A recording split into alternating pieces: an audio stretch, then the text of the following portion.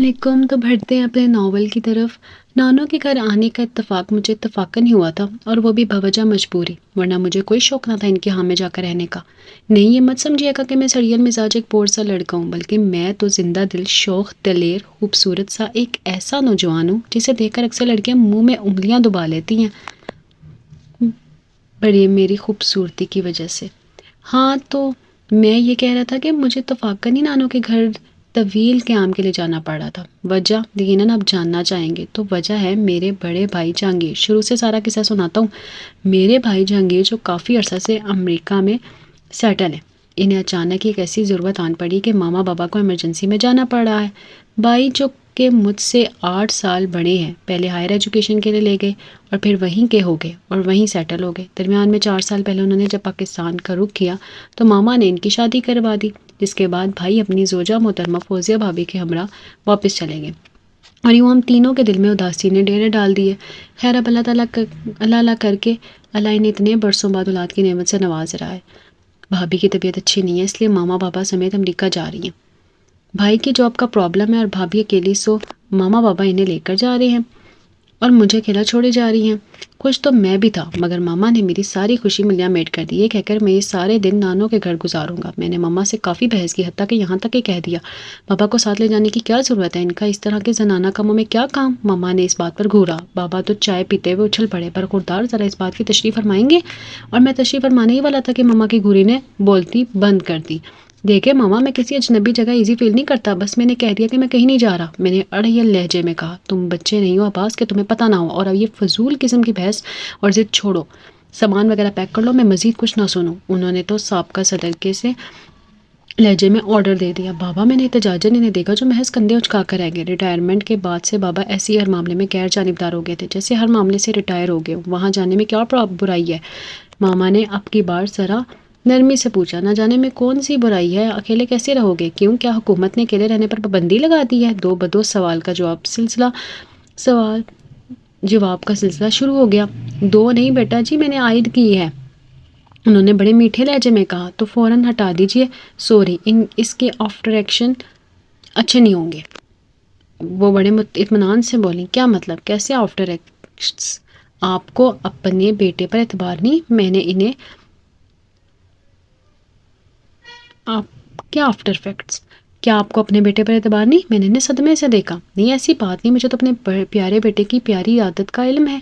पोहड़, लापरवाह और एक नंबर का सुस्त वजूद। चाहे तो तुम्हें ढंग से बनानी नहीं आती, चाहे घर की देखभाल क्या खाक करोगे?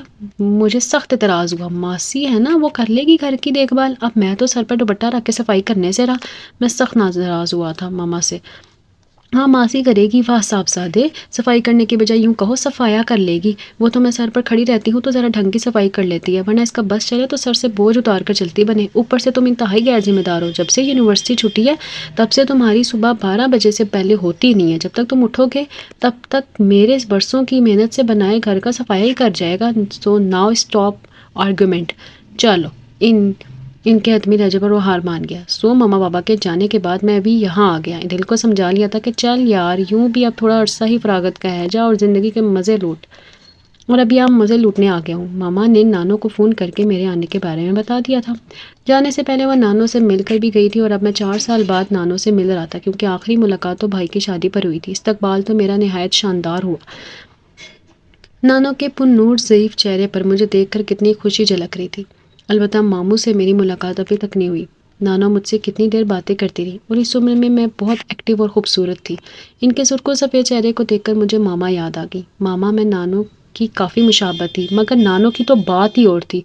सफ़ेद चिकन का दुपट्टा ओढ़े वो आसमानी हूर लग रही थी। ये बात मैंने इनसे भी कह दी तो मुस्कुरा दी। अच्छा जाओ, अब आराम करो। खाने के बाद मैं अपने लिए सीट सेट किए के कमरे में आ गया और सोचने लगा कि कराची जैसे शहर से पेशावर जैसे शहर में आकर रहना कितना मुश्किल और मुख्तलिफ साबित होगा। यही सब सोचते सोचते मेरी आंख लगी और फिर मुझे कुछ होश ना रहा था। मैं अभी नींद में था कि एक अजीब से शोर ने मुझे बेदार कर दिया। मैं बमुश्किल आंखें खोले इस शोर को समझने की कोशिश कर रहा था कि ज़ोरदार धाड़ ने मुझे बेड से उछाल दिया। हाय अब्बास भाई, 2 यकसानी आवाज़ों ने मेरी समातों पर बम फोड़े। कौन हो तुम दोनों? मैं जल्दी से संभला और बेड की साइड पर खड़ी इस मखलूक को देखा। एक ही तरह के लिबास, अंदाज और आवाज़। हाय, आप हमें नहीं पहचानते? इस इंतकामी सदमे से हेज़ल आंखों वाले ने कहा। सॉरी भाई, मैंने सिर्फ तुम लोगों के बारे में सुन रखा है कि क़यामत से पहले एक ऐसी कौम निकलेगी जिसके कद छोटे होंगे और इन्हें याजूज माजूज कहा जाएगा। मैंने इंतहाई संजीदगी से कहा तो ब्राउन आंखों वालों का है मुंह हैरत से खुल गया, जबकि दूसरी फ़ौरन गुस्से में आ गई। जी हाँ, और मैं ये भी तो सुना होगा ना कि एक आंख वाला काना भी आएगा जिसे अर्फ़ आम में दज्जाल कहा जाएगा। इससे साफ मुझ पर चोट की। यार अब्बास, ये वाली तो बड़ी तेज़ है। मैंने सोचा ये तो तेज़ भी है और अपने भाई बहन को तो अब तुम ही मुझसे बेहतर जानती होगी ना। खैर ये बताओ तुम दोनों कौन हो? मैंने फ़ौरन सुलह की झंडी लहराना चाहिए। जी आप हमारे भाई हैं, इसलिए तो आपको बताना ही होगा। ये हेज़ल आंखों वाला वाली तो पटाखा थी, पलवशा, और ये ज़रमीना है ना? मैंने दाद तलब नज़रों से देखा इन्हें। पहचान तो मैं गया था, दोनों आरफीन मामू की जुड़वा बेटियां थी। 4 साल पहले तो बहुत छोटी सी थी, अब माशाल्लाह कद काठ खूब निकला था। ठीक एकदम राइट। भला आपने कैसे इतनी जल्दी पहचान लिया? मैं वो खुश होकर पूछ रही थी। ब्राउन आंखों वाली अब तक खामोश थी। भाई तुम्हें तो मैं भूल ही नहीं सकता। भला कोई परी की दुश्मन चुड़ैल को भी भूल सकता है? परी पर मैंने मीना को देखा था। पलवशा अपनी बेइज्जती पर खफा हो गई। आप मुझे चुड़ैल कह रहे हैं? नहीं, मैं हंस पड़ा। मैं तो ज़मीना को परी कह रहा हूँ। वो प्यारी ज़मीना मेरी बात पर ब्लश कर गई, जबकि पलवशा मुंह बसोने लगी। आप बहुत बुरे हैं बास भाई, मैं आपसे इतने प्यार से मिलने आई हूँ और आप मेरी इंसल्ट कर रहे हैं और मीना की तारीफें, हालांकि वो तो आ भी नहीं रही थी। इनके नाराज़ लहजे और चेहरे पर मुझे हंसी आ रही थी। भाई मजाक कर रहा था। खैर परियां तो तुम दोनों ही लगती हो। मैंने फ़ौरन सीज़ फायर कर दी और ज़मीना का हाथ पकड़कर अपने करीब बैठाया। मुझे दोनों ही प्यारी लगी थी, मगर ज़मीना बहुत ही मैली लग रही थी। इसके मुकाबले में पलवशा बहुत वाइब्रेंट और पुरएतमाद थी। अब्बास भाई, नानो ने भेजा है आपसे मिल भी लें और आपको साथ लेकर आए। शाम की चाय तैयार है, आप फ़ौरन उठे। वो बेवकूफ़ लड़की जल्दी मचाने लगी तो मुझे जल्दी से मुंह हाथ धोकर नीचे आना पड़ा। नानो लाउंज में बैठी हुई थी। मैंने इन्हें सलाम किया और इनके करीब जाकर बैठ गया। नींद तो ठीक तरह से आई ना बेटे? रही नानो, मुझे तो नींद कांटों पर भी आ जाती है। मैंने इन्हें तसल्ली दी। मामू नहीं आए? अब तक मामू से मुलाकात नहीं हुई थी। इनका ड्राइवर मुझे एयरपोर्ट से लाया था। आ चुका है आरफीन, अभी तक आया? अभी आता है, अपने कमरे में फ़्रेश होने गया। नानो जवाब देकर खानसामा को आवाज़ दी। इतने देर में मामू भी आ गए। वो बहुत पुरजोश आवाज़ में मिले थे। और सुनाओ अब्बास, सफ़र तो अच्छा गुजरा? ज़रमीना और मीना इनके दाएं बाएं आकर बैठ गई थी। मामू ने दोनों को बाजुओं के हल्के में ले लिया था। सफ़र कैसा मामू? चंद घंटे भी नहीं लगे यहाँ आने में। आप बताइए, परी और चुड़ैल से आपकी दोस्ती कैसे होगी? मैंने शरारत से मीना को देखा, वो मुँह बसोने लगी। आया मामू हंसने लगते थे, पर फिर पलवशा को प्यार किया और कहा, भाई चुड़ैली ये तो मेरी डोल है। मामू की बात पर बेतरह खुश नज़र आने लगी थी। मैं मामू को चाय पीने के दौरान इनके लाड उठाते हुए देखने लगा। ममानी जान का इंतकाल बहुत पहले ही हो चुका था। इस वक्त दोनों सिर्फ 3 साल की थी। ममानी का इंतकाल हमारी फैमिली के लिए एक बहुत बड़ा सदमा था। मामू उम्र में मामा से बहुत छोटे थे। वो मामा के लाडले भाई थे। आज भी मामा को इनकी तरह ज़िंदगी दुख ही कर देती थी है। देखने में वो अब भी इतने ही यंग और हैंडसम लगते हैं। सबने बहुत कहा दूसरी शादी कर लो, मगर इनकी जुबान हाँ में ना बदली थी। नानो ने बड़ी मोहब्बत से दोनों बहनों को पाला था। मामा को भी अपनी दोनों भतीजियां जान से प्यारी और दोनों थी भी बहुत क्यूट। सुर्ख सफ़ेद रंगत, सुनहरी बाल, नरम और नाजुक सी। मैं जो यहाँ पर आने पर ज़्यादा खुश न था, चंद ही दिनों में सब में यूँ कुल मिल गया कि वो नाजुक सी शर्मीली सी मीना भी मेरे साथ खुलकर बोलने लगी थी। खानसमा से लेकर माली तक से मैंने दोस्ती कर ली थी। नानी भी खुश थी मेरे आने से और वो दोनों भी। ले हमारे आवाज़ भाई आ गए। मैं जो बाहर की नरम धूप सेंक कर आ रहा था, ज़रमीना की आवाज़ पर एकदम रुक गया। अब्बास भाई इनसे मिले, ये हैं हमारे बेस्ट फ्रेंड और पड़ोसन जी आपी, और आपी ये हैं हमारे अब्बास भाई। मामूल के मुताबिक ज़रमीना जल्दी जल्दी बोलकर तारुफ की रस्म निभा रही थी। मैंने सामने लाउंज में देखा, सोफे पर एक लड़की नहायत स्टाइल से बैठी हुई थी। बस जी, भला ये क्या नाम है? जैसे दर्जी टीको जी। मैंने बुलंद आवाज़ में कहा तो वो लड़की तिलमिला गई। माइंड योर लैंग्वेज, मेरा नाम शानजे है। शानजे, वो तिलमिला के बोली थी। शान जे, वाह बीना वाह, क्या शानदार नाम, शानजे। मुझे तिलमिलाती हुई लड़की को छिड़कर मज़ा आने लगा था। शानजे है नहीं अब्बास भाई, सिर्फ शानजे है। पलवशा ने फ़ौरन समझाने वाले अंदाज में तस्दीक की। सिर्फ शानजे? वेल सिर्फ शानजे, आपसे मिलकर खुशी हुई। मैंने बड़ी संजीदगी से सोफे पर बैठते हुए कहा, जिस पर मोहतरमा की आंखें आग बगोला होने की हद तक फैल गई। पलवशा, तुमने बताया नहीं कि ये भी है? इसकी बात पर भी इत्मीनान से मुस्कुरा रहा था, जिस पर वो मज़ीद झुंझुलाने लगी थी। नहीं आप ही, भाई को तो सिर्फ मजाक की आदत है, ये तो हमसे भी मजाक करते हैं। आपको भी बस तंग कर रही हैं ना भाई? इसे तस्दीक के लिए मेरी तरफ देखा तो मैंने सनाफी में सर हिला दिया। वो खफा होने लगी। प्लीज़ अब्बास भाई, आप मज़ीद आप ही को तंग मत कीजिएगा। मैंने इनसे आपकी इतनी तारीफ़ें की और आप हैं कि अपना सारा इमेज ख़राब कर रही हैं। वो संजीदा अंदाज में बोल रही थी। Okay seize fire. मैंने हाथ उठाकर मजाक ख़त्म किया। तीनों ने सुकून का सांस लिया। पलवशा फिर से शुरू हो गई। ये हमारी बहुत अच्छी फ्रेंड है, मगर आजकल ये एक बहुत बड़ी प्रॉब्लम में है। ज़रमीना, शानजे भी तंबी करती आवाज़ ने पलवशा का गला घोंट दिया। बोलो ज़रमीना, कैसी प्रॉब्लम है? हर तरह के मसाइल का फ़ौरन बता दिया करता हूँ और फेस भी नहीं लेता। फीस भी। मैं इसे उकसाने लगा मगर शानज़े ने दृष्टि से जवाब दिया, आप अपने हल अपने पास ही रखिए, मुझे कोई ज़रूरत नहीं है इन मशवरों की, आप ही प्लीज़ बता देना। अब्बास भाई बहुत जीनियस हैं, आई स्वेयर वो आपकी प्रॉब्लम सॉल्व कर देंगे। मीना ने भी इनकी मिन्नत की मगर वो टस से मस ना हुई। मुझे इसके बेजार चेहरे को देखकर मज़ा आने लगा था। उम्र में वो इन दोनों से बहुत बड़ी लग रही थी। ये दोनों तो अब 7th ग्रेड में थी, जबकि सामने वाली मुहतरमा कॉलेज गर्ल लग रही थी। मैं इन दोनों को इनकी मिन्नत समाजत करते देखकर महसूस हो रहा था। दोनों मेरी तारीफ़ों में रतबुल इंसान थी, जबकि अब तो वो मोहतरमा भी कुछ कुछ तज़ब्ज़ुब का शिकार नज़र आने लगी थी। अच्छा बस चुप करो तुम दोनों, अगर बताना नहीं चाहती तो तंग मत करो, आखिरकार मैंने ही टोक दिया। तो लॉन्च में यूँ खामोशी छा गई जैसे सबको सांप सूंघ गया हो। इस खामोशी को नानो की आवाज़ ने तोड़ा था। शानज़े बेटी आई है, कैसी हो? शानज़े फ़ौरन उठी, जाकर नानो का प्यार लिया। ठीक हो नानो, आप सुनाएं, कभी चक्कर ही लगा लिया करें हमारे घर, खाला भी कई दिन से कह रही है कि आपकी तरफ आएंगी। वो नहायत मोहब्बत से नानो के हाथ थाम कर बोली, आऊँगी बेटा, बस मसरूफियत बहुत रही पिछले दिनों, इनसे मिलो, ये मेरा नवासा है अब्बास। वो 80 रनों मेरी तारीफ़ करवाने लगी तो इसने सर हिला दिया। इसके आने से घर में रौनक हो गई है, फिर काम भी बढ़ गया है ना मेरा। और अब्बास ये मेरी दोस्त की नवासी और बच्चियों की बहुत अच्छी सहेली शान से, हमारे ही लेन में इसका भी घर है। शायद नानो को वो बहुत अच्छी लगती थी, तभी इतने प्यार से इसका तारुफ करवा रही थी। नाइस टू मीट यू, मैंने शरारती लहजे में कहा। जवाबन वो सिर्फ घूर के रह गई। और सुनाओ बेटा, यूनिवर्सिटी कैसी जा रही है? वैसे बातों में मसरूफ़ हो गई और इसमें इसका जायज़ा लेने में वो बड़े अदब से नानो के सवाल का जवाब दे रही थी। इतने में चाय भी आ गई। अभी चाय पी रहे थे कि नानो के कुछ गेस्ट आ गए। इतने ड्राइंग रूम में बैठाने का कहकर वो वहाँ से चली गई। अब हम चारों रह गए। हाँ तो मीना, तुम्हारी आपी का क्या मसला है? मेरी बात पर इसने चिढ़कर मुझे देखा। मेरे मसले से कोई सरोकार रखने की बजाय अपनी चाय की फिक्र करे। वो पटाखे से बोली, शुक्रिया, वो तो मैंने पी ली है। वैसे एक बात बताना पसंद फरमाएंगी मोहतरमा, मैंने ऐसा कौन सा बम फोड़ दिया आप पर कि आप नाराज़ नज़र आ रही हैं? मैंने बड़े मुतफक्कराना लहजे में पूछा तो वो एकदम से उदास नज़र आने लगी। पलवशा ने जो इसके चेहरे को देखा फ़ौरन मैदान में उतर आई। अब्बास भाई प्लीज़ आप को तंग मत करें, पहले ही इतनी टेंशन में, मज़ीद टेंशन मत दें। आप नहीं जानते कि इनकी खाला इनकी शादी करना चाह रही हैं और आजकल इनके ना करते भी।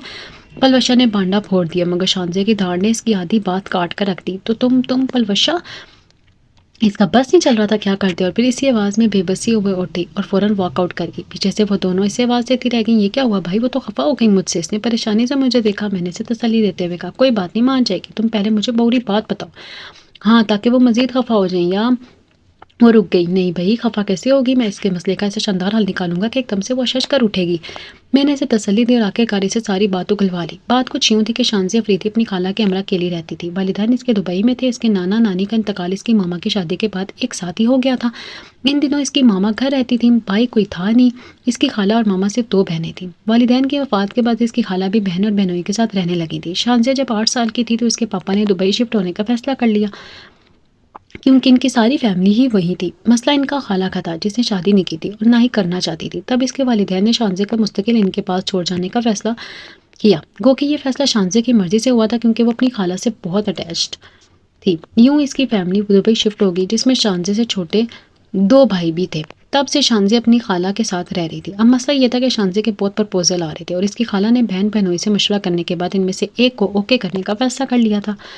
खाला साहिबा जायदा थी, इनकी ज़मीनें और बागात थे जिनसे इतनी आमदनी हो जाती जिससे इनकी गुजर बसर बहुत अच्छी हो रही थी। मगर शानज़े शादी पर तैयार नहीं थी। वो फाइनल ईयर में थी और खाला का इरादा मंगनी और फिर इसकी फ़ाइनल के बाद इसकी शादी का था। मगर वो खाला को अकेला छोड़कर जाना नहीं चाह रही थी। खाला की तन्हाई तो इसी के दम से आबाद थी, खुद वो इसकी बातों को अहमियत देने को तैयार ना थी। अब मसले का हल तो ये होना चाहिए कि शानज़े के साथ साथ इसकी खाला का भी ब्याह कर दिया जाए। सारी कुत्ता सुनने के बाद मैंने फैसला सुनाया, यहाँ इनकी शादी तो मुमकिन नहीं भाई, इनकी खाला को शादी से चिढ़ है। पलवशा ने फिलफौरिया हल मुस्तरद कर दिया। क्यों, क्या इनके साथ किसी ने बेवफाई की थी या वो उम्र रसीदा है? मैंने इतराज़ उठाया तो दोनों मायनी खेजी से हंसने लगी। क्यों मीना, इसका तो हमें पता नहीं मगर उम्र रसीदा तो वो हैं। पलवशा ने मायनी खेजी से मीना को देखा। क्या कहती हो भाई की एक मुलाकात ना करवा दीजिए खाला से? क्यों नहीं? वो भी फ़ौरन पुरजोश हुई और यूँ मेरे जहन में एक मोटी ढीली सफ़ेद बालों वाली औरत का खाका ऊपर आया और मुलाकात भी अगले दिन ही होगी। दोनों मुझे सुबह इनके घर ले गई। शानज़े शायद यूनिवर्सिटी जा चुकी थी। मैं बड़े सारे सब्ज़ लॉन की सताइशी नज़रों से देख रहा था जब मीना ने मेरा बाजू खींचा।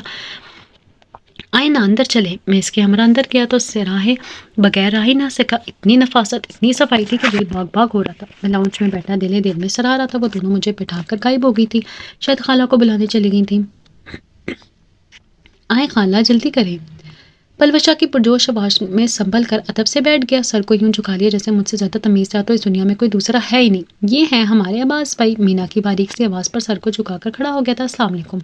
बड़े अदब से सलाम करके मैंने सर को इनके आगे झुकाया था। वालेकुम अस्सलाम, जीते रहो। उन्होंने मेरे सर पर प्यार से हाथ फेरा तो मैंने सर को उठाया। उन्होंने देखा फिर जैसे सदमे से बुत बना रह गया था। ये थी वो उम्र रसीदा खाला। ये तो मेरे अंदाजे से भी बढ़कर कुछ और साबित हुई थी। मैं इन्हें यकटक घूरता जा रहा था। मीना और पलवशा की हंसी से बड़ी महवी टूटी। अच्छा बैठ जाओ अब्बास, वहाँ न जाने कितनी देर से कह रही थी। मैंने इन दोनों को खूनख्वार नज़रों से घूरा जो कि मुसलसल मुस्कुरा रही थी और फिर बैठ गया। कैसे हो? शान से सुना था कि आंटी का नवासा आया हुआ है, मगर इन दिनों कुछ मसरूफियत थी इसलिए ना ही तुमसे मिलने आ सकी ना ही आंटी से। वो बड़े नरम लहजे में कह रही थी। अल्हम्दुलिल्लाह मैं तो ठीक था, मगर आपको देखकर शायद ना रहूं। मैंने दोनों को घूर कर इनका देखा तो वो चौंक गई। क्यों भाई, मुझे देखकर सदमा हुआ है? आप इसे सदमा कह रही हैं? मेरे तो नर्वस ब्रेकडाउन होते होते बच्चा। सच में तो इन दोनों की बातें सुनकर ये समझा था कि आप कोई उम्र रसीदा खातून होंगी जिनके उबाल सफ़ेद, कमर झुकी हुई और हाथ में छड़ी होगी, चेहरे पर जलाल। मगर आप तो मेरी सोचों के बिल्कुल बरक्स निकली। मैंने खुलकर अपनी हैरत का इज़हार किया तो वो मुस्कुराने लगी। भाई ज़रूरी तो नहीं कि हर उम्र रसीदा शख्स इन जुमला खसूसियात पर पूरा उतरता हो। कुछ मेरे जैसे भी होते हैं। वो इनकसारी से बोलें, क्या उम्र रसीदा? क्या कह रही हैं आप तो कहीं से भी उम्र रसीदा नहीं लगती, बल्कि मुझसे चंद साल ही बड़ी होंगी। मेरे कहने पर वो सिर्फ हल्का सा मुस्कुराकर चुप हो गई। फिर मौजू बदलकर मुझसे मेरे घर वालों के बारे में पूछने लगी। आप मामा को जानती हैं? बहुत अच्छी तरह से, कई दफ़ा इनसे मुलाकात भी हुई है। तुम बताओ तुम आजकल क्या कर रही हो? मैंने जैसा मुतन्नम लहजे में कम सुना था। सीए के एग्ज़ाम के बाद रिजल्ट का इंतज़ार कर रहा हूँ, फिर जॉब। चलो अल्लाह तुम्हें कामयाबी दे। मुझे भी बड़ा इंटरेस्ट था जॉब में, मगर फिर शानसी की जिम्मेदारी की वजह से मुझे अपनी जॉब छोड़नी पड़ी। खैर अब तो वो इस काबिल हो गई है कि खुद को संभाल सके, मगर फिर भी बच्चों की तरह ज़िद्दें करती है मेरे साथ। वो बहुत मोहब्बत से इसका जिक्र कर रही थी। मैं बगौर इनके चेहरे को देख रहा था। दुबली पतली सी ग्रीन बड़ी बड़ी आंखों वाली ये खाला तो कहीं से भी उम्र सीधा नहीं लगती थी। मेरा ख्याल में ये 30 के ग्रुप करीब होंगी। आम से घरेलू लिबास में मलबूस ब्राउन बालों को जोड़े की शक्ल में लिए वो बहुत ख़ास लग रही थी। क्या वजह थी कि उन्होंने अभी तक शादी नहीं की? हालांकि इन जैसी सूरतों पर मरने वाले हज़ारों होते हैं। मैं सोच रहा था और साथ साथ इनसे गुफ्तगू में मसरूफ़ था। क्या लोगे अब्बास, कोल्ड ड्रिंक या चाय? इनके पूछने पर मैंने चाय का कह दिया तो वो उठ खड़ी हुई। इनके जाने के बाद पलवशा ने मुझे देखा और मुस्कुराई। क्यों भाई, देखा कैसी प्यारी सी खाला है शानज़े आपी की? वो यूं दाद तलब कर रही थी जैसी इसकी दरियाफ्त हूँ। वाकई भाई अब सोच रहा हूँ कि खालू भी शानदार होना चाहिए। मेरे बारे में क्या ख्याल है तुम्हारा? मैंने पुरसोच लहजे में कहते हुए इससे राय तलब की तो वो हक्का बक्का रह गई। क्या आप खालू, ये आप क्या कह रही हैं? वो दोनों इंतहाई हैरानी से मुझे देख रही थी। मैं इनकी हैरत पर दिल में महसूस हो रहा था। मेरा मतलब है इनके लिए लड़का भी मेरे जैसा हैंडसम सा होना चाहिए, है ना? एकदम ठीक, मगर अब्बास भाई ऐसा लड़का ढूंढेंगे कहाँ से? वो फ़ौरन तशवीश से पूछने लगी। ढूंढ भी लिया तो खाला क्या राज़ी हो जाएंगी? इसने दूसरा अहम नुकता उठाया। खैर वो भी सोच लेंगे। मैंने पुरसोच अंदाज में कहकर बात खत्म कर दी, मगर दिल में तजस्सुस सर उठा चुका था कि आखिर क्या वजह है कि उन्होंने अभी तक शादी नहीं की। घर आने के बाद वो दोनों तो अपने बेडरूम में चले गए और मैं मामू के स्टडी में आ गया। कुछ मेल्स करनी थी इसलिए नेट पर बैठ गया। मामा की मेल आई हुई थी। रात को मामू बिजी थे कंप्यूटर पर, इसलिए मुझे पता ना चला। मेल पढ़कर मैंने इसका जवाब दिया, फिर अपने चंद फ्रेंड्स के साथ चैट करने लगा। कितनी देर जब वो कंप्यूटर शट डाउन करके उठा तो शानज़े की खाला का ख्याल मेरे जहन में था। मैं नीचे आया, लाउंज खाली था। नानो के कमरे में झांका तो वो तस्बीह थामे बेड पर बैठी नजर आई। नानो आ सकता हूँ? मैंने दरवाजे से सर अंदर घुसाकर इजाज़त चाहिए। आओ आवाज़ पूछने की क्या ज़रूरत है? उन्होंने नरमी से मुस्कुरा कर कहा। मैं अंदर आ गया और बेड पर चढ़कर नानो की गोद में सर रखकर लेट गया। नानो तस्बीह पढ़ने के साथ साथ मेरे बालों में उंगलियां फेरने लगी। तंग तो नहीं हो रहे यहाँ पर तुम? नहीं नानो, बल्कि मुझे तो इतना मज़ा आ रहा है। सोच रहा हूँ कि मामा ने अच्छा किया जो मुझे यहाँ भिजवा दिया। वहाँ पर मेरा इतना ख्याल रखने वाला कौन था? मैंने सर में गर्दिश करता इनका हाथ थाम कर चूमा। कह रही थी मुझे समीना कि अम्मा मेरे बेटे का बहुत ख्याल रखेगा, क्योंकि ये कभी मेरे बगैर इतने दिन रहा नहीं। नानो की बात पर मुझे बेख्तियार मामा पर प्यार आ गया था। वो बेसाइर मुझे टोकती रहती थी, मगर मैं इन्हें बहुत प्यारा था, जहांगीर बाई से भी ज़्यादा। नानो एक बात बताइए कि आप भी मामा और मामू से इतना ही प्यार करती हैं? इनके लहजे की तरफ देखकर इनसे सवाल किया तो इनके चेहरे पर ममता का नूर बिखर गया। अब्बास, हर वालिदैन को औलाद प्यारी होती है, चाहे कितनी ही बड़ी हो जाए। माँ बाप हमेशा ही इनका इसी तरह ख्याल रखते हैं जैसे छोटे बच्चों का रखा जाता है। तो क्या नानो आपको मम्मा याद नहीं आती थी? इनकी शादी भी आपने दूर की थी और आपकी वो इकलौती बेटी थी। मैंने नुक्ता एतराज़ उठाया। क्यों नहीं याद आती थी? शुरू में हमें से याद करके रोती थी, मगर तुम्हारी नानो मुझे मना कर देते थे। इनके सामने रोने से कि बच्ची का दिल बुरा होगा, नए घर में एडजस्ट नहीं कर पाएगी। फिर मैं भी ये बात समझ गई। रफ्ता रफ्ता दिल को समझा लिया था मैंने। फिर आफीन था मेरे पास, घर के धंधे, बस दिल को सब्र करना आता गया। और जब आफीन की शादी हुई तो घर में रौनक उतर आई थी, मगर वो भी चंद दिन ही रह सकी। नानो बात करते हुए आप दीदा हो गई। मामू की ज़िंदगी इनके लिए बहुत तकलीफ देती। नानो तो आप मामू की दूसरी शादी करवा देती, इतने यंग से तो हैं वो अब भी। मैं इनके हाथों को थाम कर बोला, बेटा मैंने तुम्हारे नाना समीना हम सब ने कितना दबाव डाला, मगर इसकी ना में हाँ में ना बदलवा सके। वो अपनी बेटियों पर सौतेली माँ का साया नहीं डालना चाहता था। एक तो पहले मैंने इसकी इतनी कम उम्र में शादी कर दी थी घर के सन्नाटे की वजह से। मुझे क्या पता था कि वो रौनक में आर्जी होगी और सन्नाटा मेरे बेटे का मुकद्दर ही बन जाएगा। नानो की आंखों में नमी झिलमिलाने लगी थी। मैं उठकर बैठ के नानो को अपने बाजू के हल्के में ले लिया। फिक्र मत करें नानो, इंशाल्लाह मैं देखिएगा तो क्या करता हूँ, आप बस रोइए मत। मेरे ज़हन में शांजे की खाला और मामू का ख्याल एक साथ है। मैं मुस्कुराने लगा। शाम की चाय के बाद मैं इन दोनों के साथ वॉक पर निकल गया। हल्की धीमी हवा चल रही थी। हम तीनों वॉक करते हुए आइसक्रीम कॉर्नर तक गए। आइसक्रीम लेकर हम दोनों कॉलोनी की तरफ मुड़े थे। दोनों खूब चहक रही थी। मैं इनकी बातों पर हंस रहा था जब अचानक मेरी नज़र सामने शांजे पर पड़ी। वो अकेली खोई खोई सी एक तरफ चल रही थी। मैंने इन दोनों को इसकी तरफ मतवज्जा किया। वो देखो सामने तुम्हारी दर्जी आपी। दोनों नासमझी से मुझे देखने लगे। फिर शांजे को देखकर चीखी, जी आपी। इनकी तेज चीख पर कई लोगों ने सर उठाकर इन्हें देखा, मगर वो दोनों सबसे बेनियाज इनकी तरफ भाग रही थी। शांजे हैरत से इन्हें देखकर मुस्कुराई थी। मैं सर झटक कर मुस्कुराते हुए इनकी तरफ बढ़ने लगा था। आप ही आप अकेले वॉक कर रही हैं? हमारी तरफ आ जाती, इकट्ठे चलते। सच में तो इतना मज़ा आ रहा है। पास भाई के साथ उन्होंने हमें आइसक्रीम भी खिलाई है। मामूल के मुताबिक पलवशा नॉन स्टॉप शुरू थी, जबकि मीना गर्दन हिला कर तस्दीक कर रही थी। शांजे इनकी बातों पर सिर्फ मुस्कुरा रही थी, बोली कुछ नहीं। हेलो, क्या हाल है आपके? मैंने पहली दफ़ा संजीदा दोस्ताना लहजे में बात की। इसने मुझे देखा, फिर हाय करके रह गई। आइसक्रीम खाओगी? मैंने हाथ में पकड़ी आधी खाई आइसक्रीम इसकी तरफ बढ़ाई, जो इसने हकारत से शुक्रिया कहकर मुझे पीछे कर दी। खा लो, वैसे भी झूठा खाने से मोहब्बत बढ़ती है। मेरी बात पर इसने सुर्ख होकर मुझे देखा। मुझे एहरो गैरों से मोहब्बत बढ़ाने की ज़रूरत नहीं है, समझे? उफ, ये क्या कर रही हो? तुमने सुना नहीं कि अकेले किस तरह हम हल करेंगे? मोहब्बत इज्तिमाई मसला है। मैंने मुस्कुराहट दबाकर संजीदगी से शेर पढ़ा। वो होंठ भींच कर रहेगी। इसकी खामोशी ने फिर मुझे उकसाया। लो, खा लो। यूं भी गुस्से को ठंडा करने का बेहतरीन फार्मूला यही है। तुम अपनी हद में रहो तो बेहतर है। मेरा दिमाग वैसे भी इस वक्त बहुत ख़राब है। अगर ऐसा वैसा कुछ कह दिया तो बाद में सर पकड़ के रोगे। इसने गुस्से भरे लहजे में वार्निंग दी। मैं डरने की एक्टिंग करते हुए, मीना यार मुझे बताओ, तुम्हारी आपी तो सच्ची मुच्ची गुस्से में लग रही हैं। पलवशा मेरी बात पर मुस्कुराने लगी थी, जबकि मीना खफा हो गई। आप दोनों दोस्ती क्यों नहीं कर लेते? भाई मुझे ये बिल्कुल अच्छा नहीं लगता। भाई मैं तो दोस्ती करना चाहता हूँ, मगर तुम्हारी दर्जी आपी, सॉरी जी आपी ही बेजार नज़र आती है मुझसे। मैंने मसलूमियत से कहा। शांजे सिर्फ घूर कर रह गई। क्यों आपी? मेरे इतने अच्छे भाई हैं, आप इनसे दोस्ती करती नहीं करते ना प्लीज़। इस इल्तिजामिया अंदाज में इसका हाथ थाम लिया था। मुझे देर हो रही है, घर चलती हूँ, तुम लोगों ने जाना है। वो इसकी बात नज़रअंदाज कर गई थी। आपने मेरी बात का जवाब नहीं दिया। वो खफा नजर आने लगी थी। शांजे बेबसी से सांस भर कर रह गई। चले आप ही हाथ में लाएं, भाई हैं हस्बे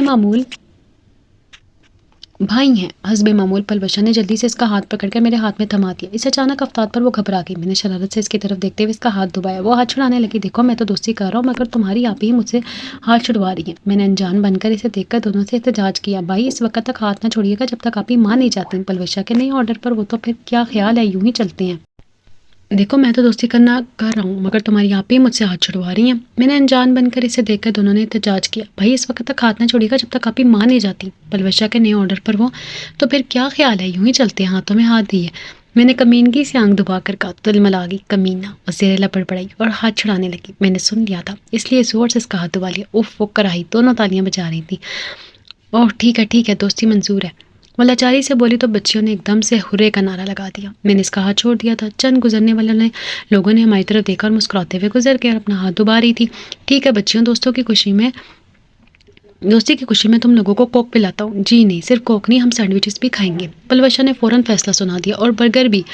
मीना ने बारीक सी आवाज़ में इजाफा किया। आप क्या लेना पसंद फरमाएंगी? मेरे कहने पर इसने तिरछी नज़रों से मुझे देखा और फिर चबा चबा कर बोली, तुम्हारा सर।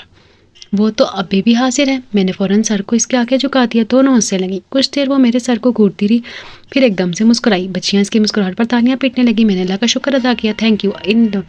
अल्लाह लोगों के दिलों में हमारे लिए नरम कर देता है। मैंने आसमान को देखकर बुलंद आवाज़ में से शुक्र अदा किया और फिर इन्हें कोक के साथ बर्गर, सैंडविचेस, पेस्ट्री के साथ शांजे की फरमाइश पर दही भल्ले भी खिलाए। यूँ एक भरपूर शाम गुजार कर हम घर आए तो हम सब खुश थे। मामा का फ़ोन आया था। इनसे बात करके मैं इनके पास आ बैठा। नानू आप इनसे गुफ्तगू कर रही थी और दोनों बहनें फ़ोन के पास पूरे इश्तियाक अंदाज में खड़ी थी। मामू ज़रा इन दोनों को तो देखें। मामा का फ़ोन सुनकर कितनी खुश हो रही हैं। मैंने मामू की तवज्जो टीवी के बजाय इन पर मबजूल करवाई तो वो मतवज्जा हुई। टीवी फिर इन्हें देखकर मुस्कुराने लगे। इन्हें यूं नहीं आपा के फ़ोन का इंतज़ार रहता है। बहुत मोहब्बत करती हैं दोनों अपनी पुप्पो से। ठीक कह रही हैं आप मामू। माँ की मोहब्बत तो इन्हें नसीब नहीं हुई। मामा की मोहब्बत में ही ममता के अक्स तलाशती हैं। मैंने चालाकी से इन्हें इमोशनल करना चाहा। अल्हम्दुलिल्लाह बाज़ अम्मा ने इन्हें कभी माँ की कमी महसूस नहीं होनी थी। और फिर दोनों बहुत सादा और समझदार बच्ची हैं। इन्हें इस तरह का कोई कम्प्लेक्स नहीं है। उन्होंने नहायत इत्मीनान से इमोशनल हुए बगैर कह दिया, मगर मैंने भी हिम्मत ना हारी। ये ठीक है कि नानों ने इन्हें माँ की कमी कभी महसूस नहीं होने दी, मगर आप ये कैसे कह सकते हैं कि इन्हें माँ की कमी कोई एहसास नहीं। मैंने जरा अंदाज में एतराज़ किया। वो इसलिए बेटा जी, ये दोनों बच्चियाँ मुझसे बहुत क्लोज हैं और अपनी हर बात मुझसे शेयर करती हैं। आज तक उन्होंने कभी मुझसे माँ की कमी की शिकायत नहीं की। ज़रमीना तो फिर भी सादा सी है, मगर पलवशा बहुत आउटस्पोकन है। इसके जो चाहे होता है खुलकर कह देती है। आज तक मुझे इनसे ये सुनने को नहीं मिला। 7 साल हो गए इन्हें माँ के बगैर रहते हुए और इन्हें कोई शिकायत नहीं हुई। लीजिए, मामू ने तो बात ही ख़त्म कर दी, यानी कि अब इन्हें इस कमी का एहसास दिलाया जाए। मैं सोचने लगा, इन्हें खुद तो किसी शादी की ज़रूरत महसूस नहीं होती। अगर बेटियां जिद करें तो हो सकता है कि मामू इनकी खातिर अपना घर आबाद करने का सोच लें। आइडिया अच्छा है अब्बास पुत्र, चल आज से इस मुहिम पर शुरू हो जा। अपने ग्रेसफुल से मामू को देखते हुए मैंने सोचा, जो नहायत ही इनहमाक से बिजनेस प्रेस देख रहे थे। रात को खाना खाकर मैं इन दोनों के साथ शानसे के घर आ गया। वो लॉन में अपनी खाला की हमरा हमें टहलते हुए मिल गई। हेलो लेडीज़, क्या हो रहा है? मैंने कुछ गौर अंदाज में कहा। वॉक की जा रही है, आओ तुम भी हमें ज्वाइन कर लो। शानसे ने दावत दी। नहीं भाई, वॉक का मज़ा तो सड़कों पर टहलते हुए आता है, हम तुम्हें इसीलिए लेने आए हैं, चलो हमारे साथ। मैंने जल्दी मचाई। बच्चियाँ लॉन में लगे झूलों पर बैठ गई थी। खाला, वैसे अगर आप माइंड ना करें तो मुझे ये लफ्ज़ खाला आपके लिए सूटेबल नहीं लगता। मैं आपको कुछ और कहकर बुला सकता हूँ? मेरी बात पर मुस्कुराई। प्रिंसेस या ब्यूटी या फिर बस अब्बास, वो बेसाख्ता मुस्कुराने लगी थी, जिससे इनकी दाएं गाल पर भुआं सा बनने लगा था। मुझे तो तुम में खाला ही कह लो, यही काफ़ी और सूट करता है मुझे। मगर खाला से तो जहन में एक बुजुर्ग सी हस्ती आ जाती है। आप तो इतनी यंग हैं। उन्होंने सर झटक मुझे टोका। कोई सींग नहीं हूँ, कोई यंग नहीं हूँ। इस साल पूरे 36 सालों की हो जाऊंगी मैं, मगर मुश्किल से तो मुश्किल 23 की लगती हैं आप। इस बहस को छोड़ो, वॉक पर नहीं जाना? उन्होंने सूरत से मौजू बदल डाला। आप चलेंगी? सॉरी, तुम लोग शानजे को ले जाओ, मुझे काम है। जाओ शानजे। वो हमें अल्लाह हाफिज़ कहकर अंदर चलेगी। मैंने पलवशा और ज़मीना को आवाज़ दी। शानजे के साथ गेट से बाहर निकल आया। जाती सर्दियों के दिन थे, अब रातें इतनी सर्द थीं। वॉक करते हुए मैंने टटोलने की घर से पलवशा से पूछा, विशी डियर, तुम्हें अपनी मम्मा याद नहीं आती? वो जो शानजे के कोई किस्सा सुना रही थी, एकदम मेरी तरफ मुड़ी और बेनियाजी से बोली, नहीं। इसके साफ इनकार पर वह हक्का बक्का रह गया। क्यों, तुम्हें कभी इनकी कमी महसूस नहीं हुई? मैं ये मान ही नहीं सकता। मैंने नफ़ी में सर हिलाते हुए मजबूत लहजे में कहा, हमें तो मम्मा की शक्ल भी ढंग से याद नहीं है भाई। और फिर दादू हमसे इतना प्यार करती हैं, पापा इतना ख्याल रखते हैं, हमें तो किसी की कमी का एहसास ही नहीं होता। वो पुरएतमाद अंदाज में साफगोई से बोली थी। लो भट्टी चट्टी हुई। मैंने सोचा और पलवशा को देखा, फिर से जोरों शोर से अपना किस्सा शुरू कर चुकी थी। अचानक ही मुझे अपने हाथ पर किसी की नरम गिरफ्त का एहसास हुआ था। मैंने मुड़कर देखा, वो ज़रमीना थी। लेकिन भाई, मुझे मम्मा की कमी फील होती है बहुत ज़्यादा। मध्यम लहजे में साथ झुकाकर बोली थी। मीना, तुम क्यों होती है? क्या नानू और मामू तुमसे इतना प्यार नहीं करते जितना विशी से? मेरे पूछे के सवाल पर इसने एकदम से नफ़ी में सर हिला दिया। करते हैं, बहुत करते हैं, मगर जब मैं और बच्चों को इनकी मम्मा से ज़िद करते देखती हूँ तो मेरा दिल चाहता है कि काश मेरी भी मम्मा होती, मैं भी इनसे ज़िद करती। इसके लहजे में हंसते बोल रही थी। ये तुम नानों से ज़िद कर सकती हो, वो भी तुम्हारी मम्मा की तरह है। मैंने प्यार से समझाया, नहीं भाई, दादो पहले ही हमारी तरह वजह से सफ़र करती हैं। मैंने अपनी ज़िद की वजह से परेशान नहीं कर सकती। वो हमारी इतनी केयर करती हैं, इतना प्यार देती हैं, मैं इनसे कैसे ज़िद कर सकती हूँ? हाँ, अगर हमारी मम्मा होती तो मैं इनको खूब तंग करती, नखरे दिखाती, फिर वो भी पेरेंट्स डे पर पापा के साथ आती। सब कुछ इतना अच्छा होता है ना। इसकी आंखों में नमी झिलमिलाने लगी थी। मैंने ज़रा झुककर नरमी से इसकी आंखों को अपने हाथों को पोरों से साफ किया। पलवशा और शानसे हमसे काफ़ी आगे निकल गई थी। तुमने कभी पापा से ये सब कहा है? मैंने सोच कर कहा, क्योंकि मुझे मामू की बात याद आ गई थी। नहीं, इसने सर हिला दिया। तो क्यों नहीं? पापा से कहो कि तुम्हें भी प्यारी सी मम्मा चाहिए जो तुम्हारे नखरे उठाए, तुम्हारी जिद्दें पूरी करे। मैंने प्यार से सुकसाया, यानी स्टेप मदर में। इसने खौफजदा लहजे में कहा, डियर, माँ होती है, चाहे सकी हो या सुतेरी। और फिर ज़रूरी तो नहीं कि हर स्टेप मदर जालिम और बुरी हो। मैंने नरमी से समझाना शुरू किया, लेकिन सब कहते हैं, सबको छोड़ो, तुम अपनी बात करो। मैंने इसकी बात काट दी। तुम्हें मम्मा चाहिए कि नहीं चाहिए? तो फिर दिन तो अपने पापा से कहोगी कि तुम्हारे लिए एक प्यारी सी और नाजुक सी मामा लाएं। मेरे जहन में शानजे की खाला का सरापा भराया था। क्यों, वो कोई मार्केट में मिलती हैं? खुफकी से बोली। नहीं भाई, मामा दिलाना मेरा काम है, तुम सिर्फ रोज़ाना सुबह और शाम पापा को तंग करना। कह रहे, फिर देखना तुम्हारे पापा तुम्हारे लिए एक प्यारी सी मामा लाएंगे जो तुम्हारे नखरे उठाएंगी, तुम्हारे स्कूल आएंगी, तुम्हें चिकन पास्ता बनाकर खिलाएंगे। मैं से रंगीन सपनों में उलझा रहा था और कुछ देर बाद तो वाकई उलझ भी गई। लेकिन भाई, इसने उलझे हुए लहजे में कहा, ऐसी केयरिंग मदर आएगी कहाँ से? इसकी तुम फिक्र मत करो। तुम ये बताओ, शानजे की खाला कैसी लगती हैं? मैंने इसकी राय जाननी चाहिए। वो तो मुझे इतनी अच्छी लगती हैं कि क्या बताऊँ। बात करते करते वो जैसे अचानक की चौंक पड़ी और फिर जोश लहजे में बोली, भाई, हम शानजे की खाला जैसी मामा लाएंगे। ठीक है भाई, हमें ऐसी मामा मिल जाएगी ना? वो बड़ी बेचैनी से मेरा बाजू झंझोड़ कर पूछ रही थी। इन जैसे तो मुश्किल है। मेरी बात पर इसका मुंह लटक गया था। हाँ, अगर वो तुम्हारी मम्मा बन जाए तो। मैंने दूरी बात छोड़कर इसे दा तलब नज़रों से देखा वो, मगर वो तो शादी करना ही नहीं चाहती, वो परेशान से लहजे में बोली थी। तो तुम्हारे पापा कौन सा करना चाहते हैं? बस तुम अपने पापा को राज़ी करो और मैं खाला को डन। इसने मेरे फैले हुए हाथ पर अपना हाथ रख दिया था। आओ इन दोनों से आगे निकलते हैं। मैंने अचानक ये कहकर दौड़ लगाती। सरमीना तो पहले खड़ी रही, फिर वो भागी, वो भी भागी। हम इन दोनों को क्रॉस करते हुए आगे निकल गए। पीछे से शान से हरे हरे कहती रहेगी। ज़मीना आज दिल खोल कर पूरी कॉलोनी में दौड़ रही थी और हंस रहे थे, जबकि पीछे वो दोनों हैरानी से हमें देख रही थी। अगले दिन मैं सुबह सोकर उठा तो 10 बज रहे थे। कुछ देर बिस्तर पर पड़े रहने के बाद मुंह हाथ धोकर नीचे उतर आया। नानो किचन में खड़ी दोपहर के खाने की हदायत दे रही थी। मैंने पीछे से जाकर इनकी आंखों पर हाथ रख दिया। बस उन्होंने फ़ौरन गेस कर लिया। क्या है नानो, इतनी आसानी से अंदाज़ा लगा लिया। मैं डाइनिंग टेबल पर जा बैठा। घर में और है ही कौन तुम्हारे सिवा? नाश्ते में क्या खाओगे, पराठे या ब्रेड? उन्होंने पूछा तो मैं सोच में पड़ गया। पराठे बनवा दें वली खान, पहले अब्बास का नाश्ता बनाओ तो बाकी काम बाद में करना। खान सामा नानो की बात पर फ़ौरन फ्रिज के जाने पड़ा। वली यार पहले चाय बना दो और बाहर ले आओ, सर में दर्द हो रहा है। मैंने इसे कहकर नानो के साथ बाहर आ गया। खैरियत बेटा, तबीयत तो ठीक है ना? नानो फ़ौरन तशवीशनाक लहजे में कहकर मेरे माथे पर हाथ छूने लगी। मैंने इनका हाथ पकड़ लिया। ठीक हूँ नानो, बस रात ज़रा लेट सोया था, इस वजह से तबीयत में सुस्ती है, आप फिक्रमंद ना हो। मैं इत्मीनान से कहते हुए लाउंज में रखे सोफे पर बैठ गया। बच्चे लापरवाही अच्छी नहीं होती, सेहत का ख्याल रखा करो। वो मुझे नसीहतें करने लगी। वो बेसाख्ता हंस पड़ा। ओ नानो ठीक तो हो, आप तो मम्मा से भी ज़्यादा वहमी हैं। ये बताएं कहीं जा रही हैं? इनके हुलिये पर एक नज़र डालकर मैंने अंदाज़ा लगाया। हाँ, नीलोफर के घर जा रही हूँ। बच्ची का फ़ोन आया है, किसी ज़रूरी काम से बुलवाया है। नानो ने शानजे की खाला का नाम लिया। ज़रूरी काम पर मेरे कान खड़े हो गए। तुम ढंग से नाश्ता कर लेना और अगर सर का दर्द ठीक ना हो तो वली से कहना तुम्हें टैबलेट दे दे, किचन के कैबिनेट में भी में पड़ी होगी। नानो हदायतनामा देने के बाद वो चली गई। वली चाय ले आया। मैं चाय पीते हुए न्यूज़ भी सुन रहा था जब अचानक शानजे चली आई। जहे नसीब दुश्मना, आज तो बड़ी बड़ी हस्तियाँ आई हैं। मैं इसे छेड़ते हुए कहा, बास यस, इस वक्त मुझे तंग मत करो, मैं पहले ही बहुत गुस्से में हूँ। वो दम से सोफे पर बैठते हुए बोली, खैरियत तो है, क्यों गुस्सा है? वजह कुछ तो मुझे मालूम हो ही चुकी थी। तफसील मैं इसके मुंह से सुनना चाह रहा था क्योंकि इतने दिनों में इससे अच्छी दोस्ती हो चुकी थी। एक ही तो वजह है मेरे गुस्से की और वो है खाला की जिद और शादी। वो सीधी होकर बैठ गई। शादी अच्छी दोस्ती हो चुकी थी। एक ही तो वजह है मेरे गुस्से की और वो है खाला की जिद, शादी। वो सीधी होकर बैठ गई। शादी शादी शादी, मेरे तो कान पक गए हैं ये सुन सुनकर। और आखिर और भी दुख है ज़माने में, इसके सिवा सिर्फ और सिर्फ यही मसला रह गया है जिसका हल मेरी शादी ही है। वो नॉन स्टॉप बोले जा रही थी। वली के आने पर इसे ब्रेक लगे। वो नाश्ता सर्व करके चला गया। मैंने इत्मीनान से बड़ेपन से इसमें दावत दी, थैंक्स, नाश्ता मैं कर चुकी हूँ, सिर्फ चाय लूँगी। वली को आवाज़ देकर मैंने कप लाने को कहा। मेरी झूठी चाय पियोगी? मैंने छेड़ा तो वो सर झटक कर आएगी। वली कप ले आया। मैंने चाय डालकर कप इसके आगे सरकाया। वैसे आज छुट्टी क्यों है इस यूनिवर्सिटी से? वो फाइन आर्ट्स का तालबा थी। बस क्या बताऊँ, खाला की वजह से करनी पड़ी। इन्हें नानों के साथ कहीं जाना है और आज गाँव से हमारे मुंशी को भी आना है, सो मुझे घर पर रहना पड़ रहा है। वो सड़े हुए लहजे में बोल रही थी। कहाँ जाना है? यकीनन किसी लड़के का पता करवाने। मैं अंधेरे में तीर चला जो सीधा निशाने पर जा बैठा था। इसका मुंह सुर्ख हो गया। क्या बताऊँ बाज, मैं किस मुश्किल में हूँ। चाय का कप हाथ से रखकर इसने बेचारगी से कहा, तुम शादी क्यों नहीं करना चाहती? मैंने संजीदगी से ऐसे सवाल किया था। मैं कैसे शादी कर सकती हूँ बाज, खाला बिल्कुल अकेली रह जाएगी, मैं ही तो इनकी तन्हाई का सहारा हूँ। पापा मम्मा मुझे इसलिए छोड़ गए थे कि मैं इनकी तन्हाई बांटूंगी। अब अगर वो मेरी शादी कर देंगे तो खुद कितनी अकेली रह जाएंगी। वो बेचैनी से बोल रही थी। मैंने भगोड़े से देखा। यही वजह या कोई और भी है?